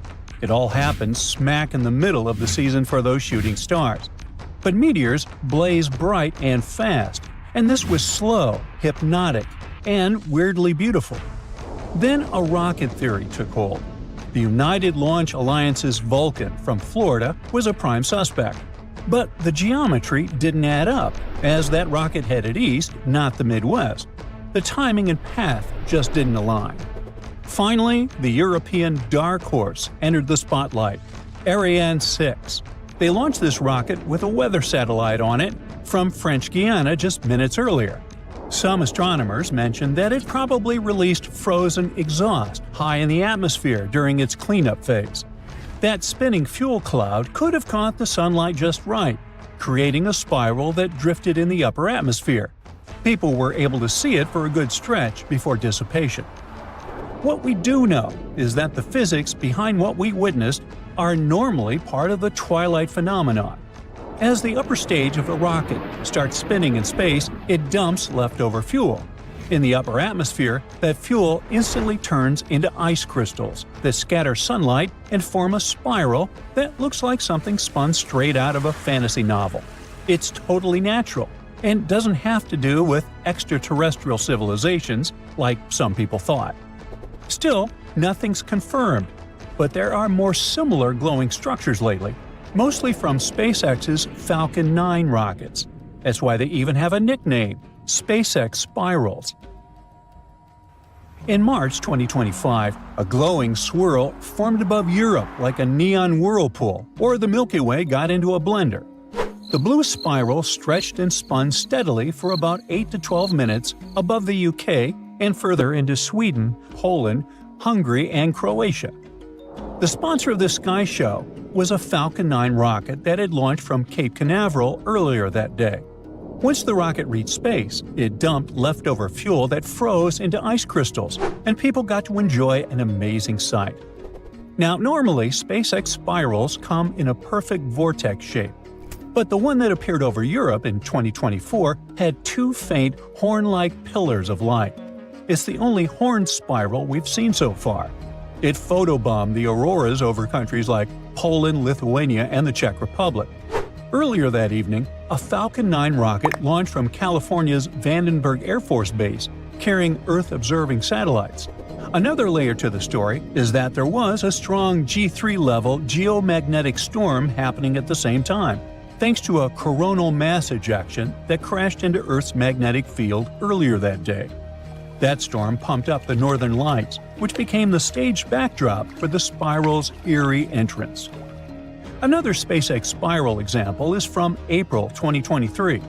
Over Alaska, people who went out to watch the northern lights suddenly froze as a glowing blue spiral swirled into view. It was drifting across skies like someone had opened a portal to another dimension. Cameras caught it, social media went wild, and Stargate in the sky was suddenly trending. But as it turned out, the portal was no invitation from the Milky Way, but the aftermath of a SpaceX Falcon 9 rocket. Frozen exhaust spun in the upper atmosphere and reflected sunlight in a perfect corkscrew pattern, framed against shimmering auroras. The science was straightforward, but the sight was straight out of a science fiction film. Now, spirals aren't the only kind of weird atmospheric shows nature throws for us. In Italy in 2023, a massive red ring of light suddenly flashed high above a storm. Scientists identified it as an ELF, a type of transient luminous event. When a lightning bolt unleashes a powerful electromagnetic pulse, it slams into the ionosphere's nitrogen and creates a glowing red disk hundreds of miles across. The phenomenon lasted only milliseconds, but thanks to time-lapse cameras, it burned into memory like the outline of an extraterrestrial saucer. Normally, only satellites orbiting the Earth can spot ELVs, but in this case, the lightning bolt was at least 10 times more powerful than regular ones, so it was visible to humans on Earth. Another cool thing about it is that it looked like it was hanging in the sky, directly above the town of Posigno. But in reality, the massive halo appeared above central Italy and part of the Adriatic Sea. It was just a forced perspective that made it look like it was in a completely different space. You can only get the best view of some sky shows directly from space. Aboard the International Space Station, orbiting 250 miles above Earth, astronauts once reported seeing two mysterious blue blobs glowing beneath them. From orbit, they looked like deep-sea creatures that had been misplaced in the sky, two radiant orbs pulsing against the blackness of space. It turned out that one blob was a massive lightning strike somewhere in the Gulf of Thailand. You can't normally spot those from the ISS as clouds hide them. But this one strike occurred next to a large circular gap in the top of the clouds, and the lightning illuminated the surrounding walls of the cloudy caldera-like structure. The second glowing blue blob was the Moon playing tricks with light. Because of where the Moon was lined up with the International Space Station, the sunlight it reflected had to pass through Earth's atmosphere before reaching the astronauts' cameras. And when light hit the atmosphere, things got funky. Tiny particles floating in our air, like dust, water, and other stuff, scattered light in different ways. Not all colors of light behave the same, though. Each color has a different wavelength. Blue light waves are the shortest of the bunch, which makes them the easiest to scatter in all directions. So, when moonlight passes through our atmosphere, the blue part of that light spreads out the most. That's why the Moon looked like a fuzzy blue blob with a halo instead of its usual white glow. It's the same reason the sky looks blue during the day. Sunlight hits our Earth's atmosphere, and the blue wavelengths scatter way more than the reds or yellows. Our eyes pick up that scattered blue light, and boom, blue sky.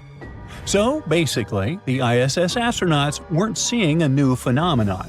They were seeing the same science that makes summer skies look so bright.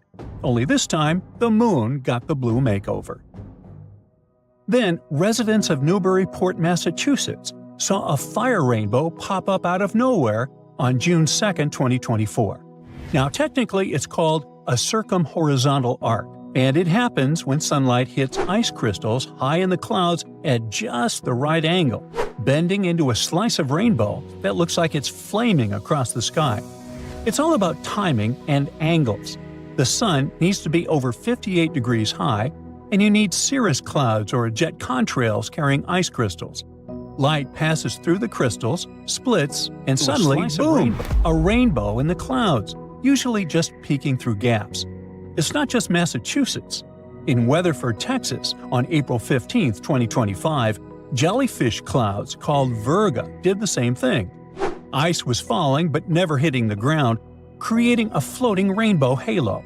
And on April 25, 2024, in Ohio, photographers caught the crystals scattering light into perfect rainbow colors again. So, next time you're outside, keep your eyes peeled. Mother Nature loves to show off, and sometimes she paints the sky on fire. Okay, are you ready for an epic fight between two prehistoric predators? Well, hang on.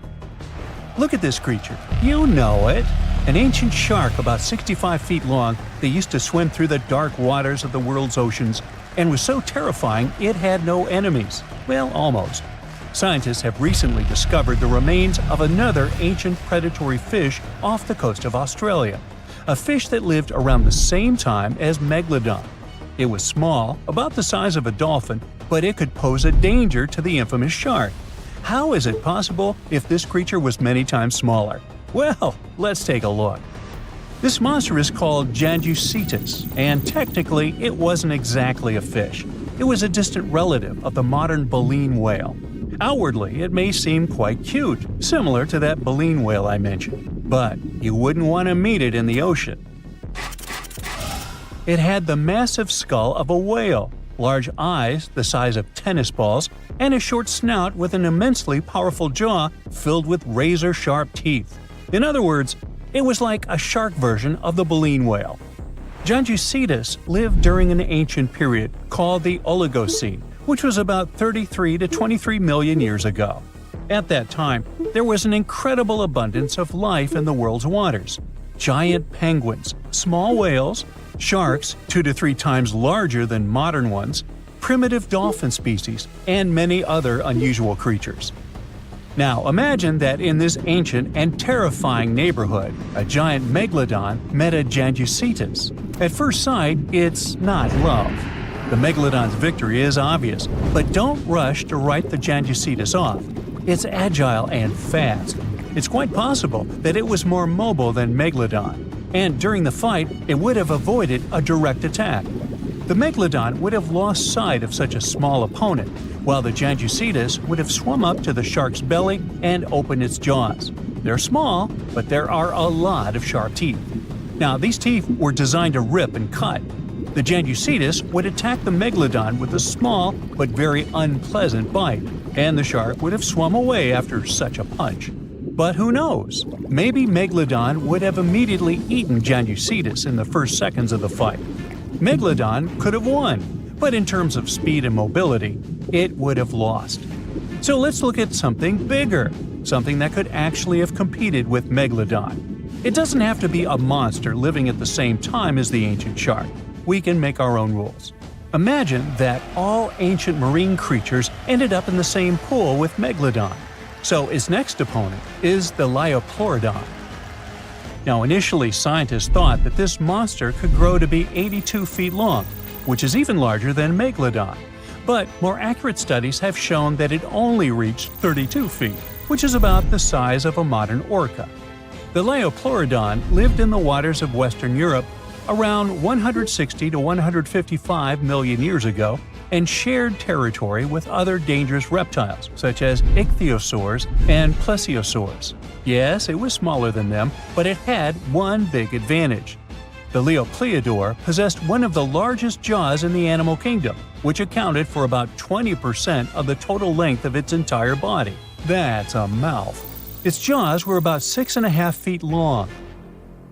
A huge, toothy mouth the size of an adult basketball player filled with smooth and dagger-sharp teeth, ideal for cutting steaks and peeling ammonite shells.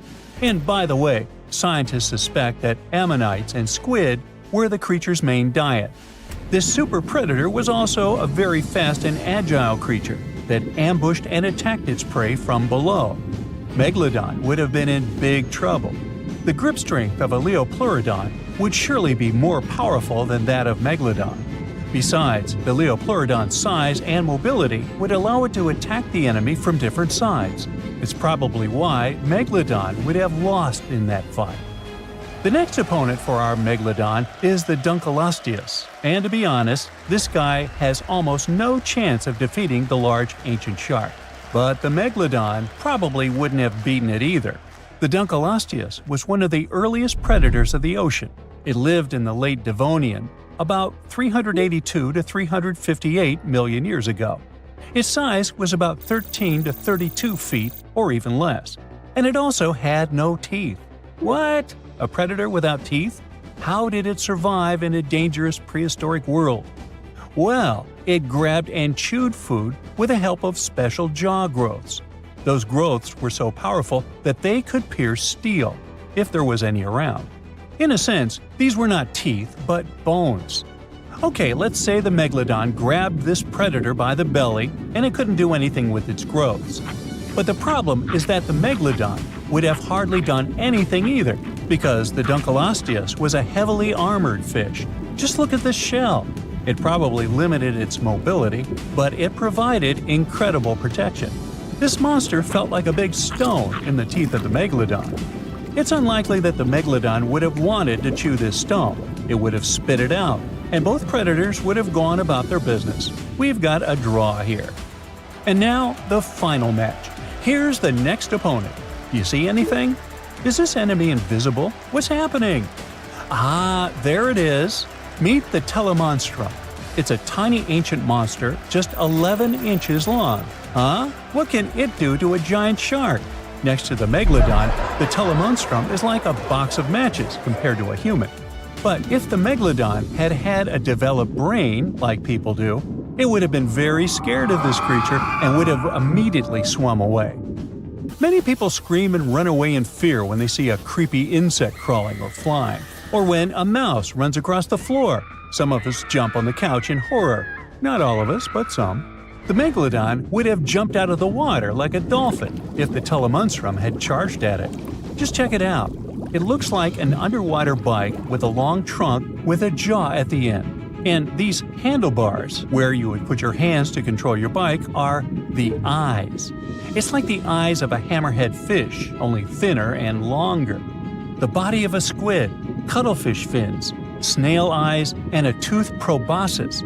This is a horror movie character. Scientists say it probably hunted jellyfish, small fish, and shrimp. And it didn't chew the food, it licked it like ice cream. Obviously, it's not an opponent for the Megalodon, but it's still a creepy monster. Well, what would have happened had it really started a fight with a megalodon? It would have been difficult for the ancient shark to find it. It would have been unlikely to catch this tiny monster in the mouth, and the telemonstrum wouldn't have been able to do anything to the megalodon either. However, I can think of one strategy. The creepy creature had a long trunk. What if it had just swum under the megalodon's fin and started licking it? If the shark had felt the tickles, then it would probably have worked. But most likely, they wouldn't have fought each other. It seems like they would have made perfect friends. The telemonstrum lived about 300 million years ago in shallow seas and estuaries that covered the territory of the U.S. When scientists discovered this creature in 1955, they were shocked because no one had any idea what it was. Experts compared it to worms, tunicates, conodonts, mollusks, and vertebrates. And do you know who it really was? Well, scientists still have no idea. They can't determine its place on the tree of evolution.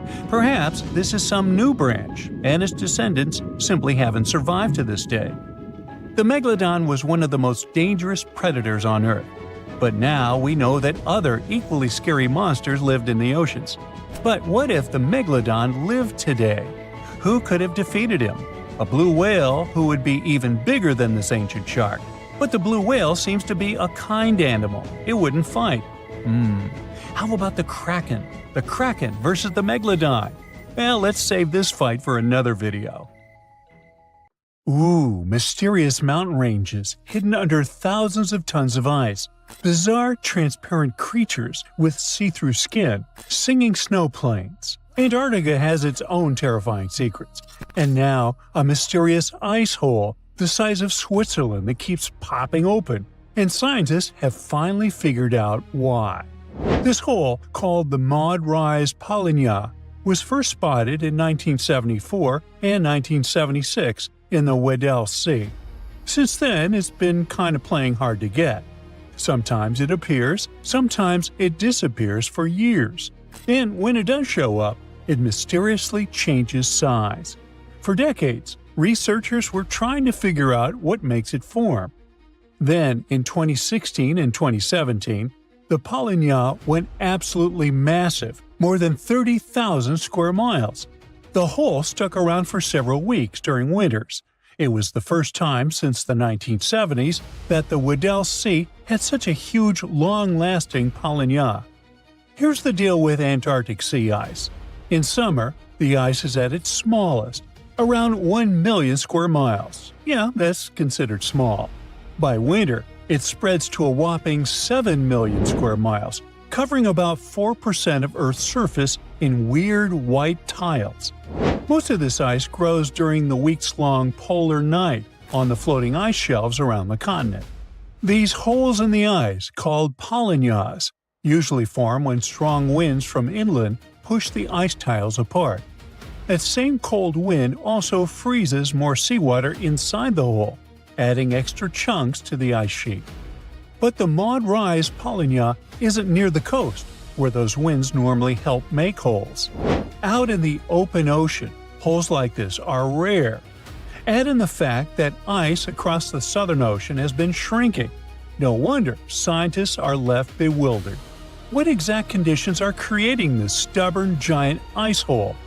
To crack the mystery, the scientists dove into a mountain of data, satellites, floating sensors, even info from tagged marine animals. Plus, they had years of past observations from other researchers. And they found something unusual. In 2016 and 2017, the Weddell Sea's circular ocean current, called the Weddell Gyre, was stronger than usual. That extra punch made it easier for salty, warmer water from deep below to reach the surface. The Maud Rise Polynya sits above an underwater mountain called Maud Rise. During those big Polynya years, the stronger current caused salt to gather around this submerged peak. On the surface, the wind whipped over the ice, creating a corkscrew effect. It literally pulled that salty water up from below. The extra salt lowered the freezing point of the surface water, allowing the Maud Rise Polynya to form and stick around. Polynyas are really important for the planet. The dense salty water formed in these holes can travel huge distances, spreading across the global ocean and affecting climates everywhere. But these magnificent holes aren't the only cool and mysterious phenomena Antarctica is famous for. How about underground lakes? Or shall I say under-ice lakes? Because there are entire lakes hidden under Antarctica's thick ice. Scientists first found them back in 1970 using radar, and now they think there are around 400 lakes tucked under around 2 miles of ice in the explored areas. These lakes likely formed after Antarctica broke off from Gondwanaland, the ancient supercontinent. Surprisingly, the water in the lakes doesn't freeze because the ice above presses down too hard. Hey, it's physics, bro! The biggest of them all is Lake Vostok, discovered in the 1990s. It sits a bit more than 2 miles below the ice. Scientists have drilled down to take samples, and the water they pulled up was about 26 degrees Fahrenheit, even though the lake had been trapped under ice for over 20 million years. There's also Lake Williams. In 2014, scientists made a lit discovery there. They found a thriving colony of microorganisms nearly a mile under the ice. Those tiny creatures never saw sunlight or fresh air. Instead, they used methane and ammonium as energy to grow. Another marvel hides in plain sight in the McMurdo Dry Valley. It's a waterfall that looks like something straight out of a horror movie. Bright crimson water, like blood gushing from a wound in the ice, pours down 5 stories from Taylor Glacier into Lake Bonny. Ooh, spooky. But there's actually a scientific reason behind it. The water that feeds Blood Falls used to be part of a salty lake.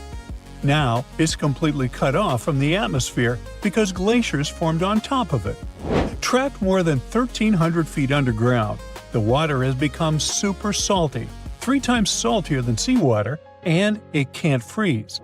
This underground water is also packed with iron and completely lacks oxygen and sunlight. When it slowly seeps through a crack in the glacier and hits the open air, the iron oxidizes, basically rusts, and turns the water that eerie dark red. With such creepy landscapes, Antarctica might look like a frozen wasteland, freezing cold, almost no rain, and winds that could knock you off your feet. The coldest Earth's temperatures ever was recorded there, minus 128.6 degrees Fahrenheit. And still, Antarctica is actually home to some seriously bizarre wildlife. For the longest time, scientists thought nothing could survive under all that ice. Turns out, they were very wrong. There are all sorts of creatures that have adapted to the brutal environment. Tiny microbes, crustaceans, colossal squid, and spiders so big their legs could cover a dinner plate. Giant worms with shiny golden bristles and huge sharp-toothed jaws also lurk under the ice. And then there's the ice fish, a completely see-through fish with huge eyes and organs you can literally see through its skin. These fish have built-in antifreeze proteins to survive the freezing waters, and they can't live anywhere warmer. Even stranger, they don't have hemoglobin, the protein that makes our blood red. In other words, they survive without the stuff that literally keeps most animals alive. But Antarctica wasn't always the frozen desert we know today. Millions of years ago, before the Ice Age, it was actually warm, lush, and full of life, maybe even home to ancient civilizations. Hard to imagine, huh? Scientists figured this out after finding fossilized wood, tropical tree remains, and leaf impressions, all pointing to the existence of rainforests. On top of that, they've uncovered fossils of marine animals, birds, and dinosaurs from the Cretaceous period. Even tiny creatures left their mark. Fossilized beetle wings from 14 to 20 million years ago, single-cell fossils, and, astonishingly, 50-million-year-old sperm cells preserved in the egg case of an extinct worm. So now, it probably won't shock you when I tell you that beneath Antarctica's thick ice sheets, there's a massive hidden mountain range. The Gamburtsi Mountains stretch for 745 miles and rise to almost 10,000 feet, about the third the height of Mount Everest. And all this is buried under between 6,500 to 13,100 feet of ice. The mountains were discovered in 1958. Scientists noted a thin patch of ice and some weird gravity readings while crossing the continent. Even though no one has ever seen those mountains directly, researchers use radar to map their shape and gravitational and magnetic readings to study them all the way to their base. Perhaps the craziest part is that the Gamburtses are around 1 billion years old. So, in theory, they should have eroded away long ago. How they're still standing is a mystery. Most scientists think a frozen mantle beneath the ice might be protecting them from erosion, keeping this ancient range intact. And finally, Antarctica has its own soundtrack. The Ross Ice Shelf, the continent's largest ice shelf, is several hundred feet thick and spreads over 193,000 square miles, roughly the size of France. And scientists have recently discovered that this massive ice slab actually sings. The eerie melody comes from wind blowing over snow dunes, which creates vibrations in the ice and a nearly continuous seismic hum. You can't hear it with your ears, but seismic sensors pick up the mournful tune. In fact, it was discovered by accident. Scientists just installed special sensors to monitor other ice behaviors. Now, even cooler, the song changes depending on what's happening on the ice. Melting, storms, and shifting snow all tweak the vibrations. Researchers are now using this haunting melody as a kind of early warning system. They listen to it in real time to track the ice shelf stability and potential collapse. It was April 2025 when geologists went back to Yellowstone's Norris Geyser Basin for the first time this year. And while doing their usual check, they realized that something was different this time. Where there used to be just a boring patch of ground, now there was a giant hole, about 13 feet wide, filled with weird, milky, light blue water. Everyone was terrified. Was it the sign that the Yellowstone supervolcano was ready to erupt? If so, it would be a worldwide disaster, the kind that destroys cities. According to the U.S. Geological Survey, if such an eruption occurred, the after effects would be felt all over the world. To start, the areas immediately surrounding Yellowstone would experience pyroclastic flows. That's the lava that erupts out of a volcano, including a high-density mix of volcanic gas, ash, pumice, and hot lava blocks. Those flows would destroy everything they touch, and an eruption of Yellowstone would send them into Wyoming, Idaho, and Montana. Areas further away from Yellowstone would escape the flows, but they would experience falling ash. It would come down heavily in the states closest to the epicenter. The ash would be especially dangerous for anyone breathing it in. The weight of the ash would also pose a serious threat. It would smother crops and collapse buildings as it piles up.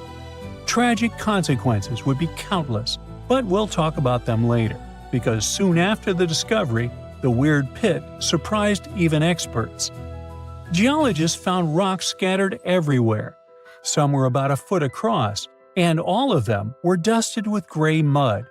This mud matched the walls of the new spring. It was like the place had simply exploded, but nobody had actually seen it happen. The team checked old satellite images to figure out when it appeared. In December 2024, the ground was totally normal. By January 6, 2025, a little dip had formed. And by February 13th, that water-filled hole was finally there. But the weird thing was that the sensors that usually pick up major hydrothermal explosions didn't detect anything. There was no giant blast or warning signs. Later, it turned out that this puzzling opening in the ground hadn't just popped up in one huge explosion. Instead, it formed from a bunch of smaller bursts over time. Little explosions first threw out rocks, then mud, and eventually created the pit. With time, it filled with silica-rich water. That was a huge relief for everyone. Yellowstone sits on a supervolcano, and its big explosions are a nightmare scenario. Luckily, this time, It was just a slow-building, small-scale explosion. It was dramatic, sure, but totally manageable. You see, Yellowstone National Park is full of geysers, hot springs, and all kinds of natural landscapes.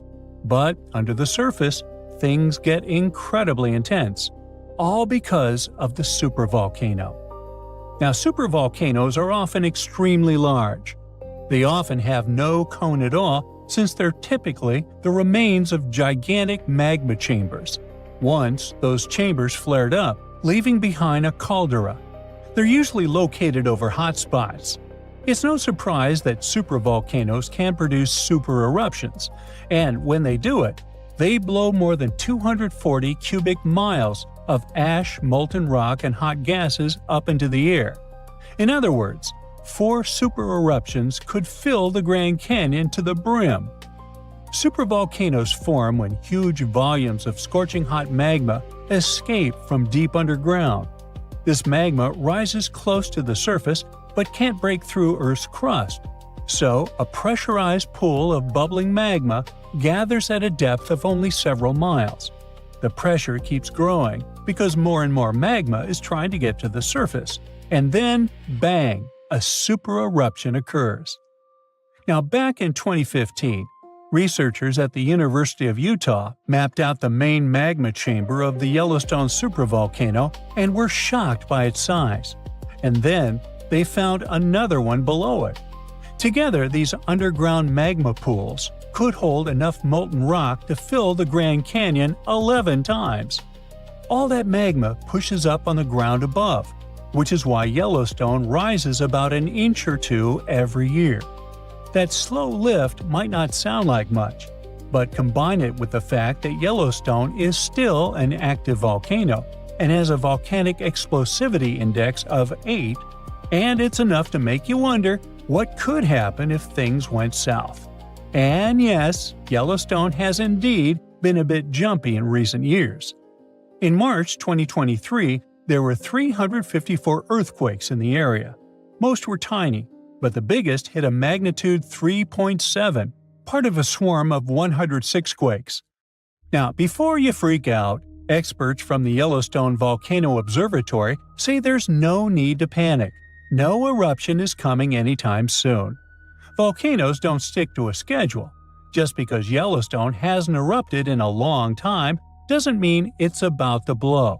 The park is stable for now, but scientists are keeping a close eye on everything underground, the quakes, the rising ground, and even temperature changes, just to be safe. The superhot plume of magma, a hotspot under Yellowstone, has been churning for 17 million years. The Earth's crust slowly moved over it, making the hotspot leave a trail of volcanoes stretching more than 450 miles along the Snake River Plain. Most of those ancient ones are now buried under layers of lava and sediment.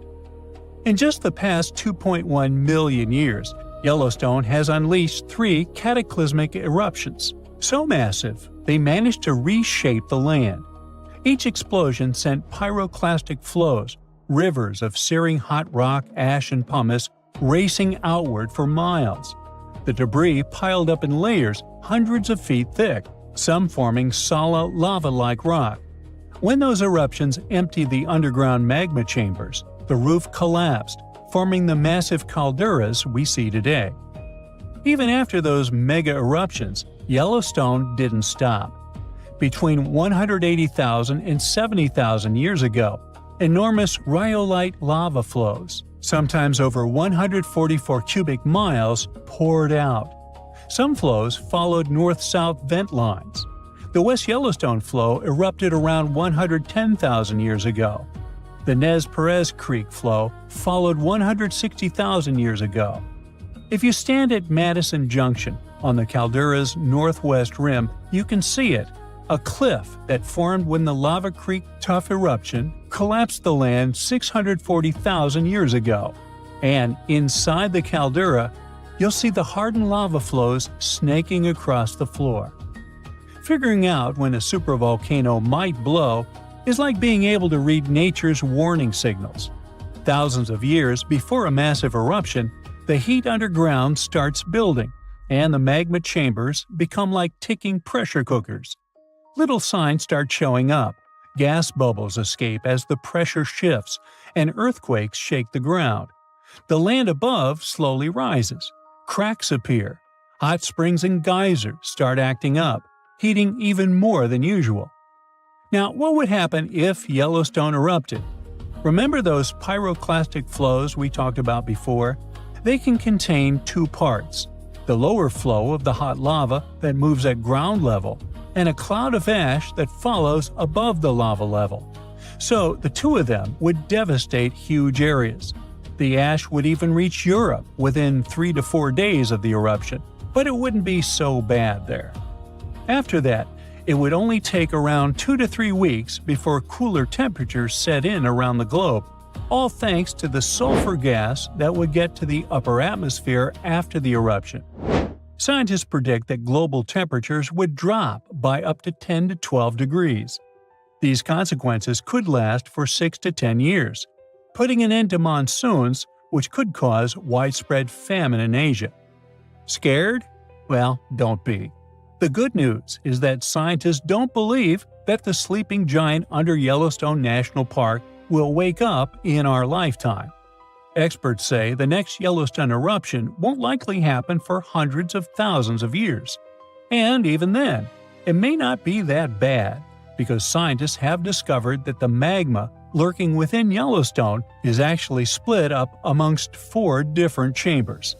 Not only that, but some of the reservoirs of magma are likely to cool down and solidify, lessening the chances of an eruption.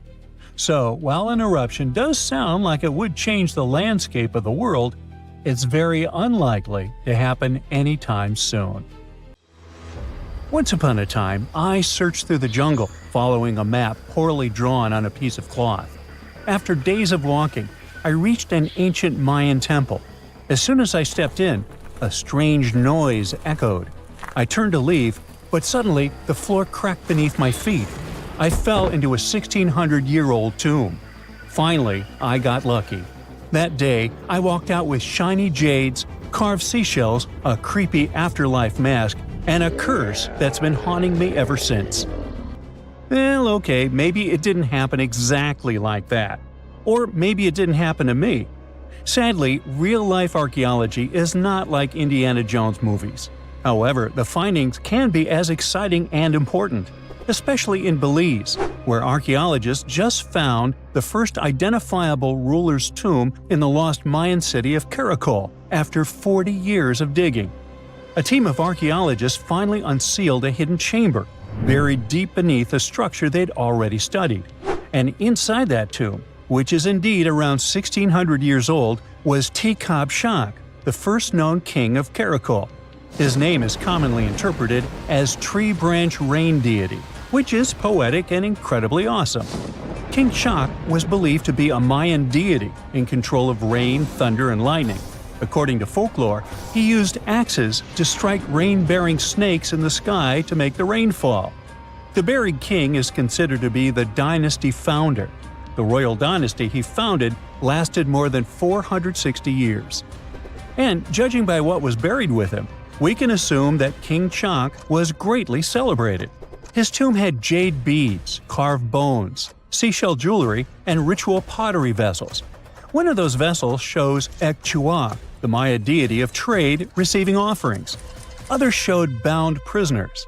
Archaeologists could tell they had found some high royalty when they noticed a considerable presence of red cinnabar in the tomb, a rare and expensive material from the Mayan world.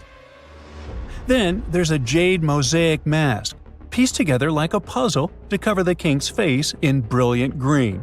Jade wasn't used just because it was shiny. It was sacred and symbolically associated with life and demise. Polished jade glistens like it's been dipped in water, cool at first, but quickly warming in your hand. To the ancient Maya, this lifelike quality made jade a living, breathing substance. And for this reason, it possessed high religious and spiritual importance. The Maya associated it with the breath of life, with royalty, and with eternity. Covering someone's face in jade showed just how high-ranking that person was. King Shak's mask has yet to be examined properly, But another famous mask of King Pakal was made of over 346 green jade stone fragments. That's a lot of painstaking work. But maybe the most symbolically fascinating thing about this king was that he was old. Not just lived a good life old, toothless old. To us, that means he didn't clean his teeth properly, because no, you don't usually lose teeth just from getting old, as long as you maintain good oral hygiene and dental care. On the other hand, according to Maya legends, toothless elders were believed to have spiritual powers. Rulers and shamans mediated between realms, and aged or underworld deities were often shown as toothless in art. Now, speaking of realms, Mayan cosmology divided the universe into 3 layers. The upper world was where the deities lived. The middle world was where humans lived. It was carried on the back of a giant turtle or caiman, and surrounded by a primordial sea. Beneath it was the underworld, known as Xibalba, a dark and complex realm of spirits and ancestors. And certain people, especially rulers, shamans, and elders, were believed to move between these worlds. This king was a ruler, had a deity-like name, and was a toothless elder. Boy, his power level must have been off the charts. But that's not all. Here's the eerie part. The tomb was buried beneath another tomb, which was discovered all the way back in 1993. Archaeologists were investigating a different burial when they realized there was another chamber hidden beneath it, an interesting hiding place. Remarkably, it worked. For more than 1,600 years, no one found him. This makes Tekhab Shak's tomb the first ever discovered at Karakol that can be definitely linked to a known ruler, thanks to hieroglyphs, burial context, and artifacts. Now, if you're not a geography or history buff, you've probably never heard of Karakol. Today, it's a remote ruin deep in the jungles of western Belize. But around 16 centuries ago, Karakol was one of the largest and most powerful cities in the entire Maya world. At its peak, it covered over 77 square miles, which, for reference, is larger than modern-day Belize City. Its population was around 100,000 people. That's more than most cities in Europe had at that time. And it wasn't just big, it was advanced. Karakol had pyramids, ball courts, palaces, reservoirs, and a very complex road system. Stuff like limestone superhighways stretching miles through the jungle. Past excavations also turned up arrowheads, drills, spindle whorls, figurines, and everyday tools. King Shak's tomb was one of the 3 major tombs found in the northeast Acropolis. That's near Kana, the central archaeological complex at Karakol, and one of the tallest human-made buildings in all of Belize, even today. It reaches an imposing 141 feet high and contains multiple levels of elite residences and temples. But even with that size, finding tombs isn't easy at all. Most have already been looted. We don't know what else can be hidden there, and in some places, it's too risky to dig up without causing damage. That's why it took researchers decades to finally find something untouched. However, they were able to report over 850 burials and 175 tombs at Karakol over their 4-decade-long project. One of the earliest tombs, dating to around 350 CE, was a cremation burial containing ritual artifacts such as obsidian blades, atlatl spear points, and ceramic styles associated with central Mexico. So, if you're an archaeologist, this city seems to be an old historical gold mine. And old historical gold mines often come with warnings. For one thing, it's keep out, the ceiling might fall on you. Besides, even though scientists are excited about this discovery, if the king can really walk between realms, he's probably annoyed by all this. So, what happens now that the king's eternal rest has been disturbed? Well, by opening and stepping into the tomb of Tekhab Shak, archaeologists basically stepped into a sealed sacred place. Maya tombs weren't just holes in the ground with a fancy coffin. They were sealed like cosmic vaults, locked up with stone, soil, and sometimes elaborate closing rituals. The goal was to mark the end of their use and protect what was inside. Archaeology at Karakol and other Maya cities shows this in action: thick ceiling layers, termination offerings, and carefully placed debris, all saying, "This place is done, keep out." Today's archaeologists still treat them that way, working under Belizean laws and cultural protocols, making sure they explore with respect for what these spaces meant to the people who built them. However, it's eerie to think about mythology and whether King Chak is going to haunt the archaeologists. I guess we'll see. They shouldn't be afraid because he's old and has no teeth. Maybe he will annoy them with rain. He's named after a rain deity, after all, and we still don't know about his true power level. The Mayans were a fascinating civilization, and their structures are still among the most mysterious ones you can find. Despite being isolated from the known world, they also built pyramids without cranes, mapped stars without telescopes, and knew how to bury a king. Karakol is full of secrets. A hidden tomb under another tomb, a toothless king with a scary-looking mask and a deity's name. Almost unbelievable. And amazingly, there is still stuff being found. So maybe it's not too late for me after all. But first, let's see the aftermath of this curse, huh? Once upon a time, there was a lighthouse so tall that you could spot its beam from 30 miles away. A mysterious tower that was the symbol of wealth and engineering genius. Made with stones so giant and heavy that it still makes us gasp. How did they do that? It has survived earthquakes, one after another, until it finally crumbled in the 14th century. Fast forward to today, and archaeologists have just hauled 22 of its colossal blocks off the seafloor. They're putting the tower back together to be once again admired and explored, but not how you might imagine.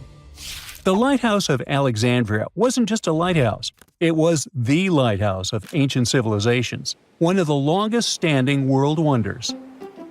Built around 280 BCE, on a tiny island called Pharos, it reached about 330 feet up in the sky. For comparison, that's taller than the Statue of Liberty or Big Ben.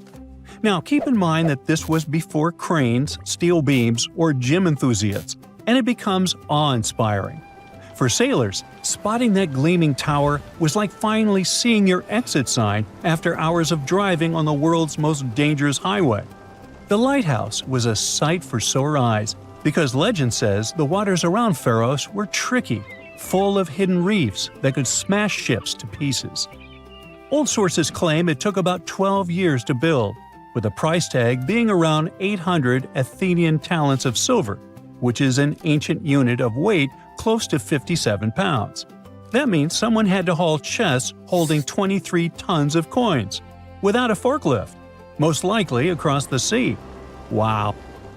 The lighthouse was so impressive that the word Pharos ended up being used for lighthouses in a bunch of different languages. The structure had a cool three-tier design. It was square at the bottom, octagonal in the middle, and cylindrical on top. On its top, it had a statue, most likely of Zeus or Poseidon. The lighthouse's white limestone exterior was polished with a sun-catching plaster, so it gleamed like a beacon even without fire. At night, things were different.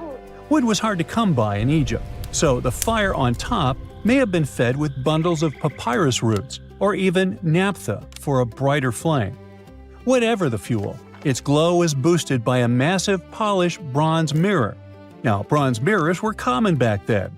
It wasn't until the Renaissance, way long after the Pharos had crumbled, that glass-coated mirrors became standard in European lighthouses. During the day, the same mirror could reflect sunlight, and the tower's bright white silhouette, along with the smoke curling up from the fire, would help sailors find their way. Alexandria was one of the biggest ports in the ancient world, filled with merchants, travelers, and messengers, and the lighthouse was its landmark. Now, fun fact, if you're a fan of the Song of Ice and Fire universe, it certainly popped into your mind when reading about the High Tower of Old Town. Some fans speculate that not just the fictional lighthouse, but also the city itself, was directly inspired by Alexandria. And George R.R. Martin's love for ancient wonders doesn't stop there. There's also the Titan of Bravos, and the beloved author confirmed the intentional parallel to the imposing Colossus of Rhodes. For over 1,600 years, the lighthouse stood high against time, storms, wars, and intrigues, just like in the Game of Thrones. But it was finally defeated by nature itself. Sadly, a few major earthquakes during the 14th century brought it down, scattering its massive stones across the seabed. For over 5 centuries, the remains of the lighthouse just sat there under the waves, basically turning into an underwater rock garden. Divers knew about them, but hauling up 60-ton blocks from the sea is a job for a superhero, or a super powerful crane. And, until recently, it was a lot safer to leave them where they were. Alexandria is still, to this day, a busy harbor, and isn't exactly the easiest place for delicate archaeology. In the 1990s, archaeologists started mapping the whole area around Pharos Island. What they found was precision-cut limestone and granite blocks, some still showing carved edges. Over time, more than 100 massive pieces were cataloged, including chunks of columns, statues, and giant building blocks that could only have come from the lighthouse. Finally, in 2025, Egyptian and French teams joined up and brought that super crane along with a team of divers. In a carefully planned operation, they brought up 22 giant slabs from the seabed. There were parts like door lintels, threshold slabs, and a mysterious pylon, speculated to be some kind of monument. Some of those blocks weigh 70 to 80 tons, which is the weight of 20 African elephants. Those giant boulders are on dry land for the first time in over 600 years. But what happens now? Are researchers really about to rebuild the lighthouse like a giant Lego set? Not quite. You can't just stack century-old blocks like that. For starters, no one's 100% sure what the Lighthouse of Alexandria really looked like. Yeah, we've got drawings and clues, most famously, the tiny images stamped into Roman coins from Alexandria. But they're more like an artist's quick sketch, not quite the blueprints for recreating something down to the last detail. And then there's the missing pieces problem. Those recovered stones are just a fraction of the original structure. Over the centuries, much of the lighthouse's material was repurposed. In fact, the spot where the lighthouse used to stand is now home to the citadel of Qaitbay, a fortress built right on its old foundations. The fort is not just a symbol of the past, but also a tourist attraction and a recognizable Alexandrian landmark. So, no, Alexandria isn't about to get its legendary tower back. At least not in that way. Instead, these newly recovered stoneworks are headed for conservation labs to be studied. Specialists will clean, stabilize, and document every carved groove and chisel mark. Later, they're likely to head to a museum. After all, it's part of the national treasure. However, that's not the end of the story. We still have the technology on our side that promises a fully recreated and explorable lighthouse, just like it was all those centuries ago. The entire endeavor is called the Pharos Project, and its mission is to turn those hauled massive stones, lintels, thresholds, base slabs, and even a mystery pylon into a complete walk-through digital twin of the Lighthouse of Alexandria. Each piece is getting high-resolution 3D scanning, joining more than 100 fragments already recorded underwater. The goal isn't just a research. The Pharos Project aims to bring back the lighthouse's original look and feel and turn it into a museum. 330-foot-tall structures often have a lot of stairs, and virtual reality is going to be far less painful for my old feet. Museum visitors could walk around its base in augmented reality, while researchers could use the model to test new theories about its structure and function. Hopefully, we'll be able to customize our own atmosphere, dim the lights, and examine the walls just like in a video game.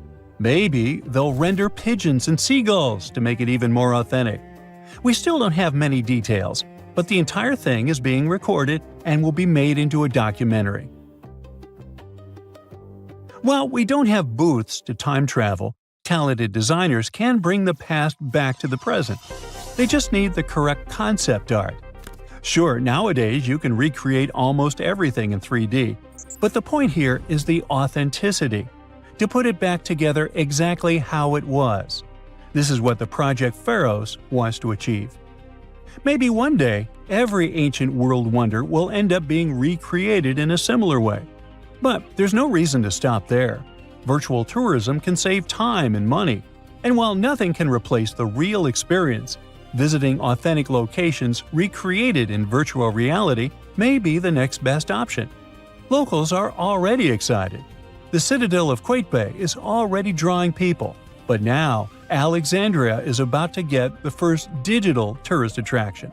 Soon, anyone with a VR headset can stand on top of this historic wonder, squint while watching the sunset, and finally answer the burning question: is it possible to get exhausted while climbing virtual stairs? And can I customize the soundtrack? Ooh. There's a country that runs on volcanoes, rivers, and lakes for power. Sounds like a fantasy game setting, but it's all true. Welcome to New Zealand. This island nation already gets about 85% of its electricity from renewable resources like hydro, geothermal, and wind. That's impressive, but it's actually just getting started. Now, let's zoom in on a place called the South Taranaki Bight. It's a stretch of sea off the west coast of the North Island. At first glance, it looks just like any other tropical postcard location, but it's hiding New Zealand's clean energy jackpot. It's all about the South Taranaki Offshore Wind Project. This game changer in the world of green power will build wind turbines in the ocean, enough to generate almost 1 gigawatt of clean electricity. That's roughly enough to power over 430,000 homes. To put that into perspective, that's almost a quarter of all the households in New Zealand. If the country can pull this off, it won't just become greener. It'll kickstart an entirely new profitable industry: offshore wind. It means over 600 new jobs in construction, operations, and maintenance. And these jobs are future-proof. The kind that won't disappear as the world moves away from oil and gas. It also means more tech development for the country, and of course, more energy independence. Experts also believe it will secure more business investment in New Zealand, and the entire offshore wind sector should bring in around $30 billion to the country's GDP between now and 2050. The South Taranaki Bight is a perfect location for this project. It gets consistent, powerful winds, not stormy and chaotic, but steady and useful. That's exactly what you want for wind turbines. And the seabed here is deep, but not too deep, which is ideal for turbine platforms. They usually build traditional wind turbines on land or in shallow water where they can stand on firm foundations. But the ones planned here are offshore wind turbines, which means engineers can install them in deeper water, further from land, and in stronger wind zones. The electricity the turbines generate will move to a major onshore connection point through cables. From there, it will travel via national grid infrastructure to power homes, businesses, and industry. To make all this happen, the project team has already laid the groundwork. One of the coolest things they've done so far is a floating LiDAR campaign. LiDAR means light detection and ranging. And it's like radar, but with lasers. They put this high-tech gear on a floating buoy that stays in the ocean for months. It collects crazy precise data about wind speeds, wave patterns, sea temperature, currents. That's all the stuff you need to plan an offshore power plant. If the project works out, it will take New Zealand to a new green level. Right now, the country still uses fossil fuels during peak demand times, or when the hydro lakes run low. Most of those fossil fuels come from overseas, and they're expensive, polluting, and unreliable. But if offshore wind goes big, it could plug those energy gaps, especially during winter when winds are stronger and electricity use spikes. And if New Zealand produces more clean energy than it needs, it could start exporting it as green hydrogen. It's hydrogen made from water using renewable electricity, which is really healthy for our planet. The South Taranaki Offshore Wind Project, if all goes well, will be more than a local win. It'll be a blueprint, a model other regions of New Zealand could follow. There are wind-rich areas all around the country's coastline, and floating offshore technology makes them more accessible than ever. Some scientists believe New Zealand could build up to 8 gigawatts of offshore wind by 2050. That's 8 times what's being planned in Taranaki right now. Imagine what that could do. Clean energy for the whole country, plus exports, plus global leadership in a brand new industry. Of course, it's not all smooth sailing, and there are some challenges on the way. First, there's marine life. Any large ocean project needs to be careful about how it affects whales, dolphins, fish, and seabirds. That's why scientists are studying marine baseline in the early planning stages to map out the local ecosystem and avoid any harm to it.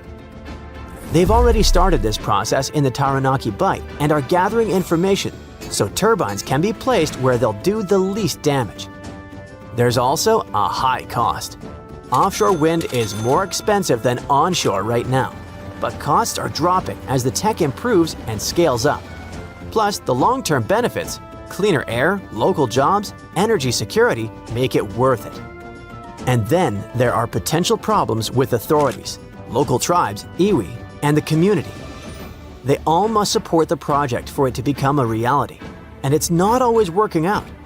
For example, when a 34-page review article about the risks of the wind farms for the environment came out, local authorities were reviewing it. But if everything goes well, construction in the South Taranaki Bight could begin in the late 2020s. Iceland is a great example of a country where green, renewable energy works and rules. 9 out of 10 homes in this country stay warm thanks to underground geothermal heat. Thanks to its wild geology with volcanoes, hot springs, and glaciers, Iceland is packed with natural energy. It sits right on a super active part of the Earth's crust, where 2 tectonic plates meet. That's why it has so much geothermal power and hot water just bubbles up from below. Glaciers cover 11% of the country, and when they melt in the warmer months, they feed rivers that flow down from the mountains. That water's energy is turned into hydropower. Plus, Iceland also has lots of wind power potential. They just haven't tapped into it much yet.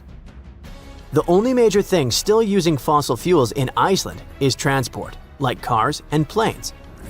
But it wasn't always this way. Not long ago, Iceland relied mostly on imported oil and coal, especially before the 1970s. Back then, they mostly used geothermal energy for bathing and washing clothes. The change came when oil prices went up like crazy, and Iceland realized importing fuel was just too risky and expensive. The country needed its own stable, affordable energy. One farmer figured out how to use natural hot water to heat his home. Local communities followed his lead, and soon towns were drilling deeper underground to get even hotter water. That hot water then went through pipes around neighborhoods and heated entire towns. It worked so well that the authorities set up a special fund to give out loans for geothermal drilling. Others started building small hydro plants. By 1950, Iceland had over 500 tiny hydropower stations powering farms and villages. Later, the authorities stepped in again to attract big international companies. If Iceland could offer cheap green power, maybe new industries would move in, create jobs, and help grow the economy. That plan worked, and it also helped build a country-wide power grid. And it was all possible, not just because Iceland has amazing natural resources, but also thanks to teamwork of the authorities and regular citizens. A lot of countries today face the same problems. Nepal, for example, has tons of hydropower potential, but needs investment. Countries in East Africa have loads of underground geothermal energy, but not enough training or tech to use it. Iceland has been sharing what they know for decades. Since 1979, over 1,000 people from other countries have gone there to study geothermal energy. Icelandic companies have helped build geothermal systems in more than 50 countries, including the world's biggest one in China, which now heats homes for over 1 million people. And you don't even need volcanoes to use geothermal energy.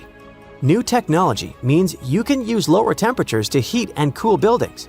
Paris, for example, has one of Europe's largest geothermal heating systems. Around 25% of Europeans live in places where this tech could work. Some places don't look important until the world realizes they hold the keys to the future. That's the case with Canada's Arctic. For most of history, it was just ice, snow, rocks, caribou, and even more ice. But now, it's about to become one of the most important places on Earth, and maybe make Canada a global superpower. Why? Because it's hiding minerals that power electric vehicles, satellites, and missile systems, while the demand is skyrocketing. However, it's not just mining and having resources, it's also about control. Right now, China has a massive head start because it refines over 90% of the world's rare earths. That means if you want to launch a satellite, manufacture advanced electronics, or even just keep the lights on in your fancy smart home, odds are you're relying on China. And that makes a lot of world powers very nervous. Because when everything's going electric, the last thing you need is being dependent on your geopolitical rival. So now, the global clean tech treasure hunt is officially on. The US, Europe, Japan, Australia, they're all competing. However, the latest technology and untapped potential might give Canada the upper hand. Canada's had these minerals for decades. But with low prices, tough terrain, and no global rush, they mostly stayed untouched. However, Ottawa is finally stepping up its game. Back in 2022, Canada rolled out the Critical Minerals Strategy with billions in funding and tax perks to get companies digging. There's also plans to build the necessary roads, ports, and power lines to tap into those remote deposits up north. Canada already produces more than 60 minerals and metals, but 31 of them are now considered critical. 6 of those are having VIP treatment: lithium, graphite, nickel, cobalt, copper, and rare earth elements. But digging it up is just step 1. The real plan? Keep it local. Melt that frozen treasure into shiny new batteries right at home. That means not just mines, but also refineries, processing centers, and high-tech factories popping up where there used to be nothing but snowdrifts and silence. While others are talking, Canada's busy paving roads and stringing power lines. Slowly but surely, they're turning snowfields into a high-tech playground. Getting to all that buried treasure used to be nearly impossible. After all, we're talking about land so remote that roads literally stop hundreds of miles too early. The ground is frozen solid for most of the year. And even if you found something valuable, just getting out was a logistical nightmare. So what changed? Canada has an ace up its sleeve. Don't know about you, but I use it mainly for making memes and music. But geologists? They're scanning the Arctic like it's Minecraft with X-ray vision. Instead of drilling blind, they're using decades-old core samples, plugging them into AI, and getting shockingly accurate predictions about what's underground.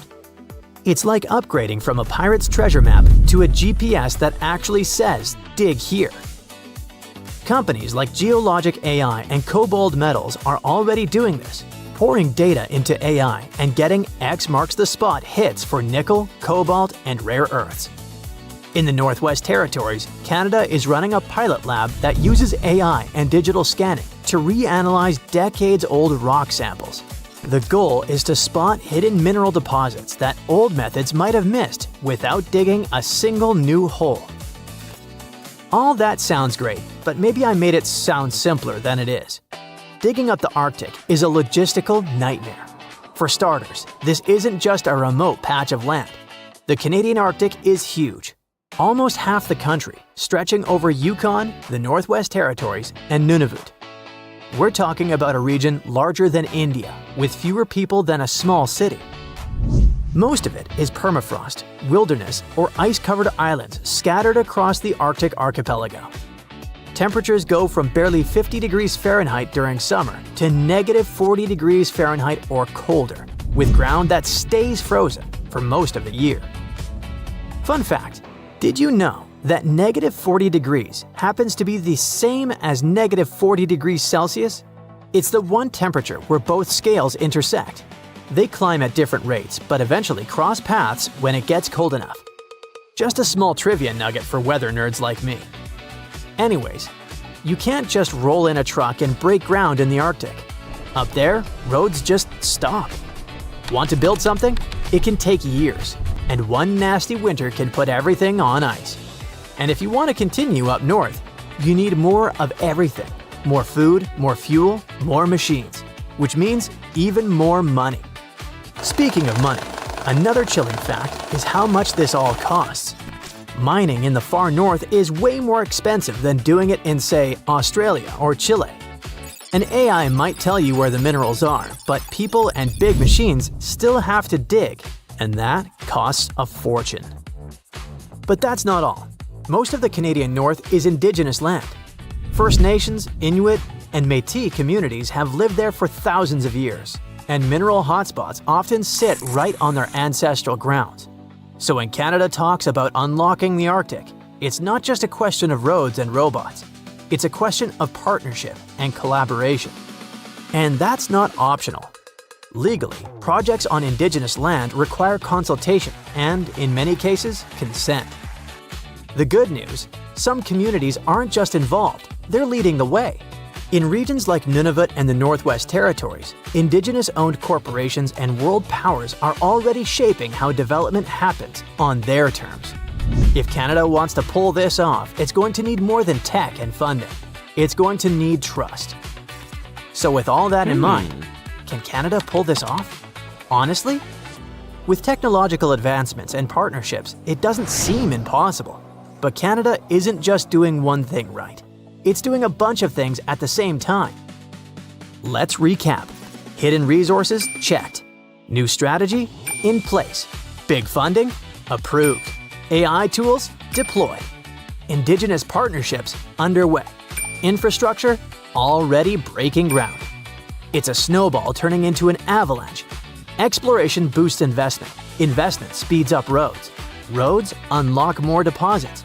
More deposits attract more factories. It's a feedback loop, and if they keep feeding it, the whole Arctic operation could go from an idea to empire faster than anyone expects, giving a whole new meaning to the phrase frozen assets. But this doesn't just help Canada. It could save the US a whole lot of trouble. If all goes to plan, the US won't need to ship rare earths halfway across the planet. It can just look north, wave at the caribou, and get what it needs from its closest neighbor. That's why the US has publicly backed the effort, offering support and funding to help build a trusted North American supply chain. For Canada, this could be the moment it stops being just a supplier of raw materials and starts becoming a critical power broker in the clean tech economy. For the US, it's like discovering your neighbor has been secretly building a battery factory in their backyard, while you were building electric vehicles. And globally? Well, the abundance of resources tends to lower the prices, and that's always a good thing for us regular people. Cheaper cobalt, nickel, and lithium mean cheaper batteries. And cheaper batteries mean more affordable electric vehicles, energy storage, phones, laptops, the works. Now, don't get too excited just yet. Like we said, mining in the Arctic isn't cheap. But in theory, once Canada's clean tech engine is fully up and humming, more supply and shorter supply chains should gradually bring costs down. And it's not just about price tags, it's about stability. Right now, if one country cuts exports or gets caught in politics, everything down the line gets shaky. But with Canada stepping in as a reliable supplier, the global system might get a bit more breathing room. Manufacturers can stop sweating over single points of failure and start building with confidence. In 1969, two brothers went fishing on the Altamaha River in the Clark's Bluff area. They cast their fishing rods, ready to wait for some fish to bite their bait, but at that moment, they saw something strange.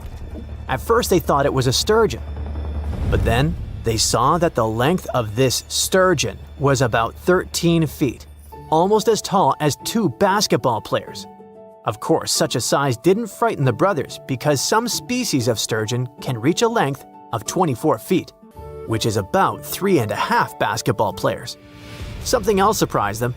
The face of this creature resembled that of an alligator. The tail was horizontal. It had a triangular crest along its upper body and sharp metal-colored teeth protruding from its mouth. A creature that looked like a dinosaur was quite an unusual phenomenon for the time when Steven Spielberg was an aspiring young director and didn't even think about creating Jurassic Park. So, On that day in 1969, two brothers saw something elusive, like Bigfoot or the Loch Ness Monster. They saw a creature that had been the subject of stories for centuries, a creature that is being searched for even today. They met Altamaha. This is a famous and narrow circles monster that lives near the mouth of the Altamaha River in southeastern Georgia. People from the Lower Muskogee Creek tribe talked about it long before the British colonization. In ancient times, there were legends about a snake-like lizard that bellowed and hissed. So this monster has already been elusive for several centuries. But do you know what distinguishes Altamaha from Nessie, Chupacabra, and others? Yes, there are no bad quality photos or videos of Altamaha, but there's a huge amount of evidence from different periods. For the locals, Altamaha is so real that one artist created a detailed statue of this river beast. Of course, it's not accurate because it's based on eyewitness accounts. But you'll probably agree that it would be scary to see such a cute animal in the middle of the river while fishing. Almost all the stories are about a creature without hind limbs, but with front flippers, which swims like a dolphin, has a crocodile face, big eyes, and large, sharp teeth. It's gray or green with a whitish yellow belly and a bony crest on its crown. And most interestingly, people have seen this creature in different sizes. Of course, when you see an unknown dinosaur-like thing, you can exaggerate its size or estimate it incorrectly, which explains the difference in statements. But there's also a probability that Georgia is home to a big family of Altamaha. One of the first people to see this creature and report it to a local newspaper was Captain Delano. On his schooner Eagle, he was sailing near St. Simon's Island, below the mouth of the Altamaha River, when he saw a creature about 70 feet long, which is almost twice the size of a school bus. Its body was like a barrel, and its head was like that of an alligator. It's possible that the captain greatly exaggerated the size of the monster because of the excitement, but several other people who were with him in the boat confirmed his words. From that moment on, reports of the river monster began to appear more often. Someone saw it flashing along the river. Others saw how it behaved defensively towards people. And some people reported that Altamaha was just basking in the sun. Just imagine its displeasure. Not only fishers met Altamaha. In the 20s of the last century, lumberjacks were crossing the river and saw a huge snake-like monster. In 1935, a group of hunters saw a creature they called a giant snake. In the 1940s, Boy Scouts encountered a similar creature. And in the 1950s, two employees from Reidsville State Prison saw it. For so many years, people have been meeting it, and no one has ever managed to catch the monster. Perhaps it's smarter than it looks and always very careful. Maybe people are afraid to touch it. Perhaps they consider it a national treasure and protect it. But one day, there was a case when Altamaha almost fell into a trap. In the summer of 1980, two men saw a monster wallowing on a muddy shore. It seemed like it was stuck and trying to get out. The witnesses said that the rough, dark-skinned creature had finally left the shore, dived into the water, and disappeared. Later that year, another man said he had seen something similar. A snake-like large creature with two brown humps protruding from the water. It dived into the water and churned the surface, like a boat while moving. Other witnesses catching crabs described Altamaha as the largest eel in the world. Okay, stop! Many saw it in the last century, but what about more recent news? Is the monster still alive? Oh yeah. In 2002, a man was pulling a boat upriver near the town of Brunswick when he noticed something large, 20 feet long and about 6.5 feet wide, breaking out of the water. In 2010, a photographer caught something strange on camera floating along a canal in the city of Darien.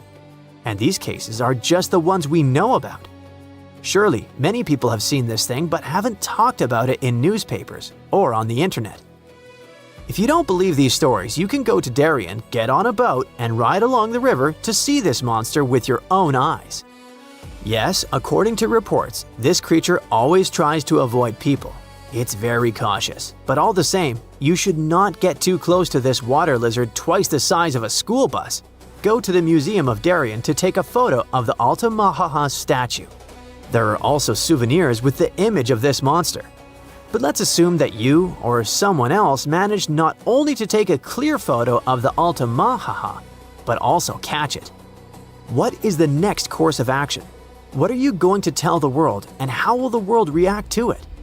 What will happen to the poor animal, surrounded by millions of flashes from reporters' cameras? Will people make a show out of it or send it to a lab? Fortunately, in 2001, scientists already developed an action plan. This plan was drawn up by Scotland's nature agency, NatureScot, since they had concerns about the Loch Ness Monster. At some point, it became too popular and too many people tried to catch it, so the agency became concerned about saving the life of the famous creature. They showed the Nessie contingency plan that can also be used for any unknown animal that lives in water or on land. According to the plan, if the ancient lizard is captured, scientists should take its DNA sample and just release it back into the wild. Fair enough. The animal will receive the same legal protection as other local wildlife in Scotland. All attempts to catch it will be prohibited. But let's imagine that this is exactly what happens. Scientists receive a DNA sample of the Altamaha, the Loch Ness Monster, or other similar creatures. What could those be? Some ancient descendants of dinosaurs?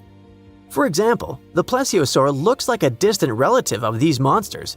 It's huge and has a long neck and a toothy mouth. What if it managed to survive and reach the Altamaha River? Or it may be a completely new, unknown species that lives in deep freshwater. Some people who saw Altamaha said that it had produced a hissing sound. What if it's some kind of ancient python or anaconda that moved from land to water and grew fins? In any case, it should not be ruled out that it may be some kind of eel or sturgeon. One day, someone saw it, was impressed, and told other people about it with great exaggeration. Everyone believed it and started spreading the story. What do you think?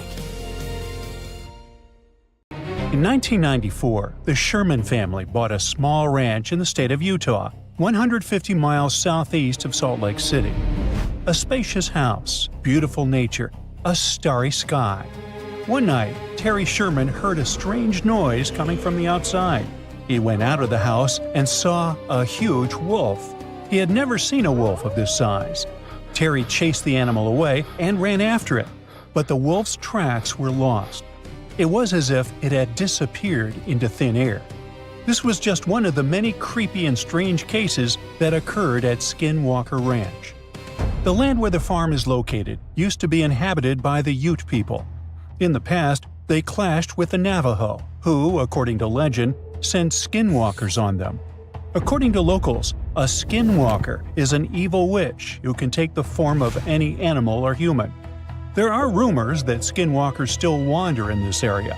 Perhaps the Sherman family saw one of them, but it's not that important. The fact is that the appearance of the huge wolf was just the beginning. Over the next 2 years, the family reported strange flashes of light, mysterious objects in the sky, crop circles, and mysterious voices that seemed to hover overhead. But the worst thing was the damage to livestock. The Sherman family, fortunately, acted contrary to all the cliches of horror movies. In 1996, they sold the cottage to Robert Bigelow, a man who had a lot of money and was interested in buying this particular ranch. But why? Because Robert Bigelow was a fan of strange, unusual phenomena. He founded the National Institute for Discovery Science, or NIDSI, and the area where Skinwalker Ranch is located had been the center of attraction for creepy things. Since the 1950s, there have been hundreds of reports of mysterious objects in the sky in this region. And no, those are not your typical round flying saucers. People talked about different bright lights that took the form of doorways or portals. So, Robert Bigelow and his NIDSI reported on glowing figures and animal diseases. But over the years of research, they could not provide any reliable evidence of the existence of something extraordinary. People saw all those strange phenomena, but their equipment didn't catch anything. So it all looked like a big hoax. But in 2016, something interesting happened. Skinwalker Ranch was sold to an anonymous buyer. 4 years later, the new owner did something no one had done before. Now imagine how cool it would be if all the strange phenomena were recorded not on old video cameras with poor quality, but on cool equipment with high-resolution video recording, powerful microphones, thermal imagers, and sensors. And what if you could also watch a live broadcast using this equipment? Well, that's exactly what the new rancher did. His name is Brandon Fugel, a real estate mogul from Utah. He not only bought the ranch, but also signed a contract with the History Channel to create a show, The Secret of Skinwalker Ranch. The point of this project is to apply a scientific approach to unexplained phenomena. To do this, he turned the ranch into a big reality show that's been running for 5 years. The first thing Brandon Fugel stated was that there would be no falsifications, fakes, or computer graphics. No show exploring strange phenomena can compare with this one in terms of realism and authenticity. Fugel uses thermographic imaging systems, plane transponder data receivers, magnetometers, special cameras that detect infrared radiation and convert it to images, and other complicated scientific equipment. He shares all the data with the audience and allows the most devoted fans of the show to monitor 50 cameras with microphones installed throughout the territory live at any moment. For money, of course. Membership in the Skinwalker Ranch Insiders program starts at $8 per month. During the entire existence of the show, more than 10,000 people have signed up. Participants can not only watch the ranch through cameras, but also rotate them and zoom in and out. In addition to cameras and thermal imagers, Fugel launched special lasers into the sky that reflect off any surface. If the sky is clear, the lasers go far up. If there's an object, the lasers reflect off it. In one of the episodes, they used this equipment to detect something flying and invisible. Fugel also said that he had seen strange flying objects with his own eyes. Skinwalker Ranch turned out to be a real twilight zone for him. Now one day, the camera footage showed one of the doors slam shut. Just like that, without any wind. Other terrible phenomena are connected with livestock. Animals often get hurt, and many of them simply don't survive. And there are loads of such strange, unexplained cases. Each episode of The Secret of Skinwalker Ranch is dedicated to a phenomenon and its exploration. But has expensive equipment helped to unravel any secrets or prove the existence of extraterrestrial or mystical forces? If this had been confirmed, the whole world would probably already know about it. Therefore, at the moment, it's just an interesting show for fans of mysterious phenomena. There's no direct evidence of the existence of anything unusual there. But, at the same time, there's no explanation for many creepy things. The show offers a huge scope for speculation and research. Local folklore, flying objects, strange voices, not unlike mine, and many unexplained phenomenon are all in one place. If all these stories are true, why are they happening exactly in this area? There are a lot of theories, but let's look at a few of the most popular ones. The first and most obvious one. Imagine that you have a popular show that makes you money. People watch it only because it shows mysterious, inexplicable things. But what if there's an explanation? In this case, the popularity of the show will drop and you'll lose money. It's logical, but why would a real estate mogul with a fortune of several $billion deceive people? Besides, if you watch some episodes, you'll see that Fugel is truly passionate about this project. One of the most popular theories is about visitors from other planets. After all, we have glowing flying objects, bright lights in the sky, electrical interferences, and the ability to elude camera lenses. Also, some believe that an unknown object is hidden in the mountain, located next to the ranch. What if it's a spaceship that crashed there millions of years ago and was swallowed by the mountain? It may be emitting bizarre radiation that drives animals crazy and causes hallucinations in humans. A popular, but a rather banal version. Let's move on. The next theory is similar to the previous one, but instead of guests from another planet, it speaks about guests from another dimension. Ooh. Meet the multiverse version. Some unknown creatures from another reality come here, explore this ranch, and leave. This theory explains why some flying objects in the sky look like portals. Those portals may cause malfunctions in electrical appliances. There's one weak point in this theory. Why do these portals appear on the lonely ranch and nowhere else? A strange choice of travel for the residents of other dimensions. Now, the most likely theory belongs to a neuroscientist who claims that all the oddities on the ranch are connected to the geophysical force of the planet. Seismic activity, geomagnetic fields, and shifts in tectonic plates can affect some parts of the human brain responsible for hallucinations. Electromagnetic forces can also affect the stable operation of electrical appliances. So, perhaps all the oddities of this place are the result of increased seismic activity. Glowing lights, giant wolves that leave no footprints, and voices in the air can be a massive hallucination. But if this is true, why doesn't anything similar happen in other places with seismic activity? This idea leads to another theory related to electromagnetic interference. This phenomenon incapacitates batteries, drones, microphones, video cameras, and other equipment. Perhaps it affects the human brain too. But what about those poor affected animals? There are still too many unanswered questions, so stay tuned. Hey, check this out. Does this pebble look like a face to you? Especially with that red dot in the middle. If yes, you might be staring at the world's first emoji. It was uncovered in Spain and it's 43,000 years old. And that red spot was made by a Neanderthal with a finger. That means this isn't just a dot. It's the oldest fingerprint ever found. But was this really a nose on a grumpy face? And why is that important? Because it hints at something big.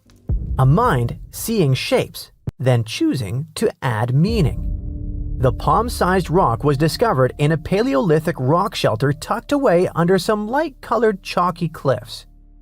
It was pretty much a natural overhang where Neanderthals used to hang out. They called it home tens of thousands of years ago. As for the pebble, to me, the dot seems like a random ketchup stain from ages ago. But real archaeologists know better. The neat placement instantly caught their attention. After running tests, they determined that the stain wasn't natural. It seems intentional, not random. Their guess? Someone thousands of years ago may have dipped a fingertip into a mix of ochre pigment and water, then pressed it onto the stone, leaving a tiny prehistoric stamp. To put that theory to the test, they called forensic experts from Spain's national police. At first, the specialists were pretty doubtful. After all, this was the ultimate definition of a cold case. But with multispectral imaging, which lets scientists study surfaces under different wavelengths of light, something amazing popped up: clear fingerprint ridges. The print's rounded form showed it came from the tip of a finger. Comparing it with fingerprint databases, the evidence pointed to one likely candidate: an adult male, not a woman or a child. Finding any fingerprint this old is insanely rare. Pigments usually fade, rocks erode, and time wipes away delicate details like ridges. When it comes to fingerprints, the unique patterns actually form before you're even born. During pregnancy, they never change. You might wonder, could a clever criminal damage their skin to erase their fingerprints and fool the cops? Turns out that's basically impossible. Fingerprints aren't just on the surface. They form deep in the skin, in a layer called the dermis. Even if you burn, cut, or scar the outer layer, the patterns underneath usually stay the same and even heal back. Scars might distort the print a little, but that won't help. Ironically, those scars often become a new kind of fingerprint, unique to the person. With today's forensic tools, even a partial print is enough, not to mention the DNA. Yes, fingerprints are just patterns, but they usually come with sweat, skin cells, or oils that may contain DNA. Here's another cool fact. Koalas also have unique fingerprints just like we do. Under a microscope, even experts sometimes struggle to tell them apart from human prints. Scientists think these ridges help koalas grip branches and pick leaves with precision. The bottom line, fingerprints are basically nature's unhackable signature. It's something humans, Neanderthals, and apparently even koalas have been leaving behind for tens of thousands of years. If it's been a while since your biology classes, here are some clarifications. Neanderthals weren't our direct ancestors, they're more like our long-lost cousins. Colloquially, we call them humans too. But for scientists, Neanderthals and modern humans were different species within the same genus. Kinda like how lions and tigers are both big cats, but they're not the same species. Homo sapiens and Homo neanderthalensis split from a common ancestor hundreds of thousands of years ago. Neanderthals dominated Ice Age Europe. When Homo sapiens arrived around 45,000 years ago, the two met, mixed, and today, most people outside Africa carry about 1 to 2% Neanderthal DNA.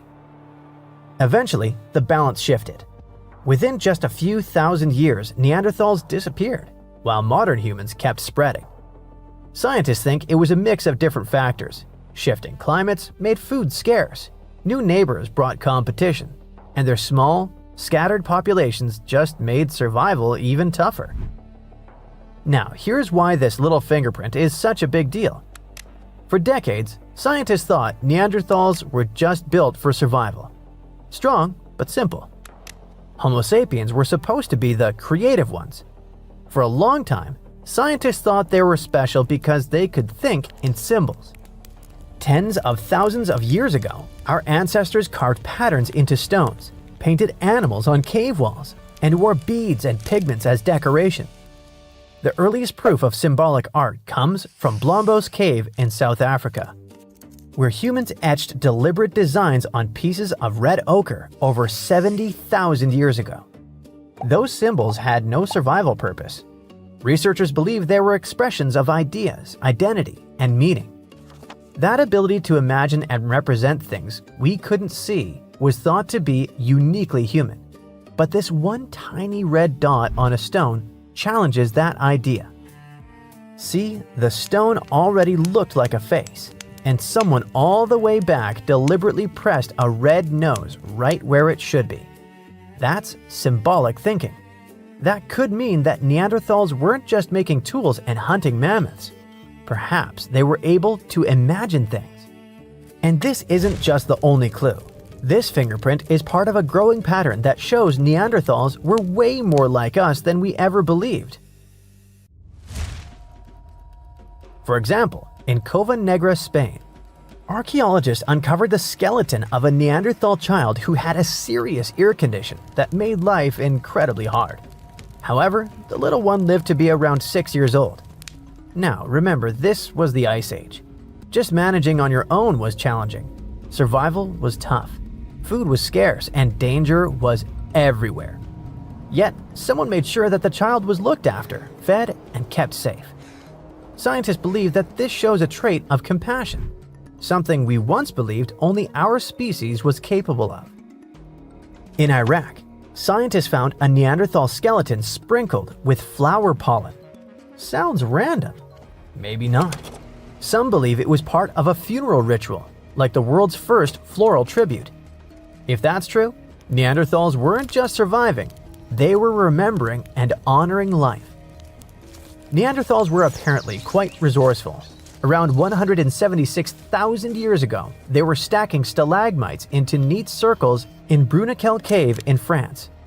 Was this some kind of ritual or just curiosity?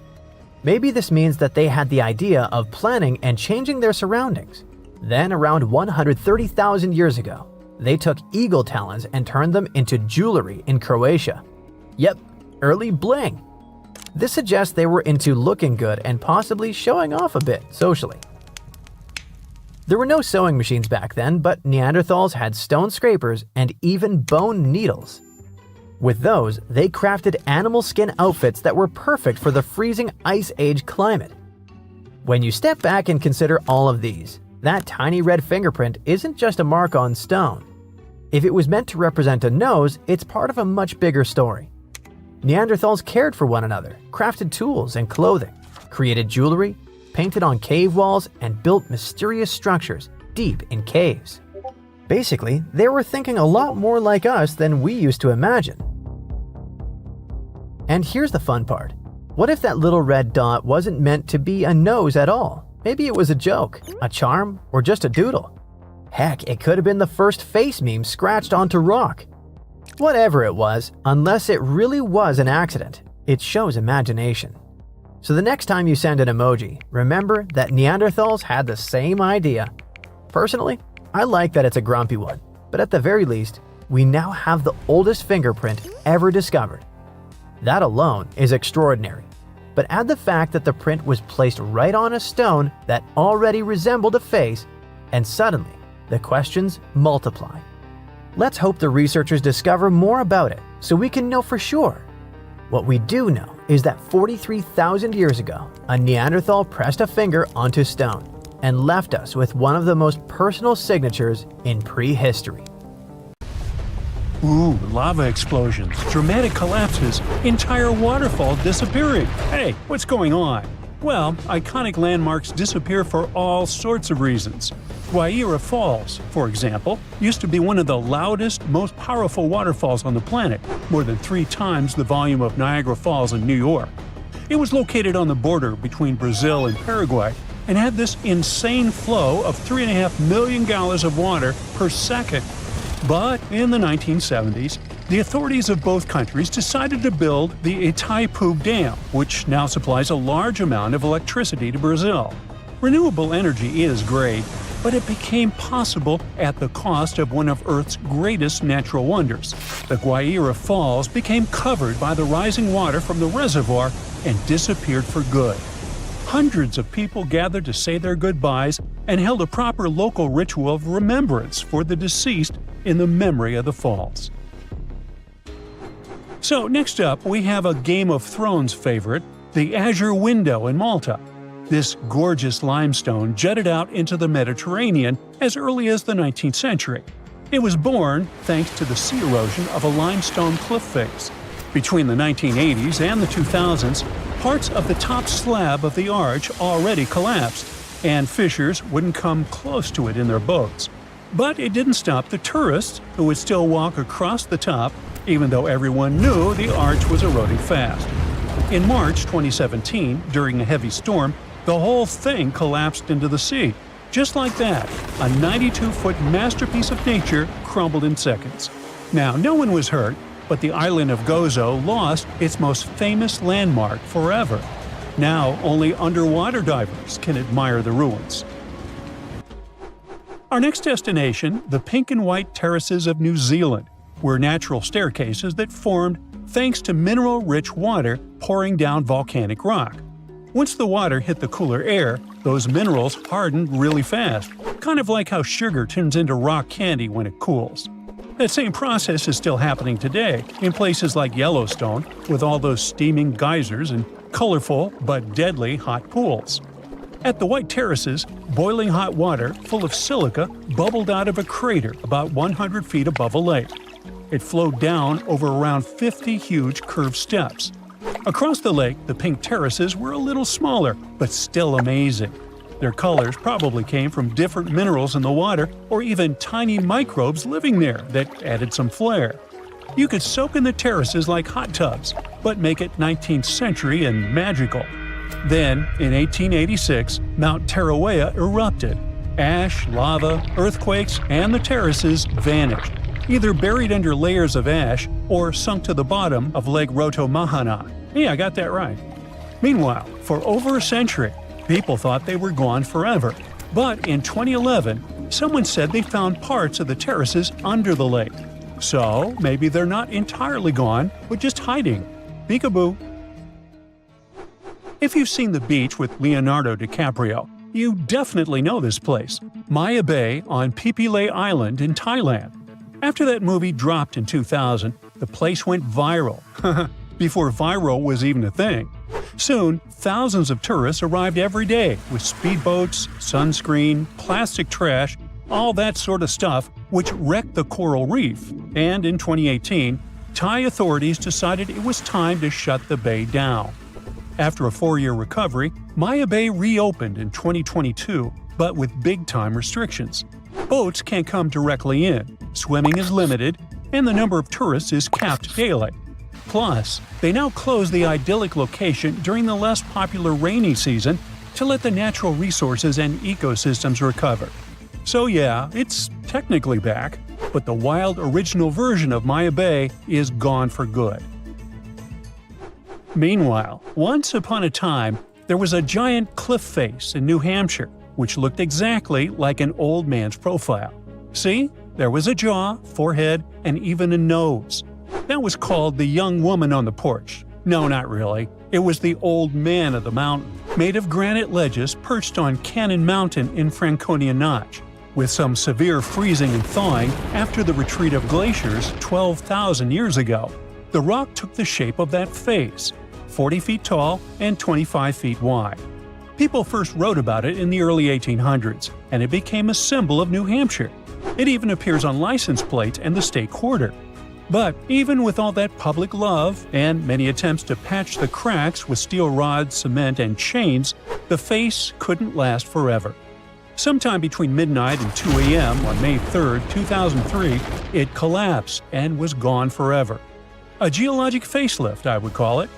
Today, you can visit Profiler Plaza and see the recreation of the profile on the cliff across from Profile Lake. Now, the most isolated tree in the world stood alone in the middle of the Sahara Desert in Niger. The tree of Tenere was literally the only tree for 250 miles in any direction. For centuries, nomads used it as a natural compass that helped them cross the harsh desert. Its roots stretched unbelievably deep to reach underground water, and it was staying alive in a place where nothing else could grow. The lonely tree survived desert heat, wind, and droughts for centuries, until a truck driver knocked it down in 1973. Yep, the dunderhead managed to hit the only standing thing in the middle of nothing. Perhaps the driver thought the tree was jaywalking or something. Anyway, you can now see some twisted remains of the tree in a museum, and a metal sculpture stands in its original place. Now, another tree, this time not lonely at all, stood as tall as a 23-story building in Yosemite National Park. You see, at the end of the 19th century, 2 men managed to cut a tunnel right through the 26-foot base of this giant sequoia. It was all part of a campaign to promote automobile tourism and bring more visitors to the park. And it worked. The Wawona Tunnel Tree became a real tourist magnet. I mean, who wouldn't want to have their photo taken in a car driving through a big tree? But sadly, this beauty fell in 1969 under a heavy load of snow. It was around 2,300 years old at that time. You can still see it in the same spot where it fell. Look up the fallen tunnel tree. Now for a change, let's take a look at a couple of human-made landmarks. New York's current Penn Station does its job pretty well, but the original one was 10 leagues above it when it came to beauty. Built in the fancy Beaux Arts style, it had massive domes, tall archways, and elegant columns. It used to welcome over 100 million travelers every year, especially in its heyday during the mid-1940s. But things changed. By the late 1950s, people were flying more and driving on the brand-new interstate highways, rather than by train. Then, in 1962, the city decided to build a new Penn Plaza and the Madison Square Garden Arena. Just 1 year later, they tore down the original Penn Station so they could squeeze a smaller version underground. The New York Times called it, quote, a monumental act of vandalism against one of the greatest landmarks of that elegant Roman-inspired era.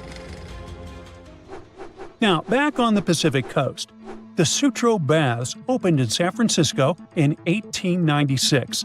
It was a 3-acre glass building packed with 7 different swimming pools, all with different temperatures. It had springboards, high dives, water slides, and even trapezes dangling over the water. And it could handle serious crowds, up to 10,000 people at once. There was also a natural history museum with Egyptian mummies and a sculpture gallery filled with artifacts from Mexico and China. It was definitely a one-of-a-kind playground, but there was also one major problem. It cost a fortune to run. Even during the Great Depression, when the owners turned the pools into ice skating rinks to try to stay afloat, the place still didn't make enough money. The baths finally shut down in 1964, and 2 years later,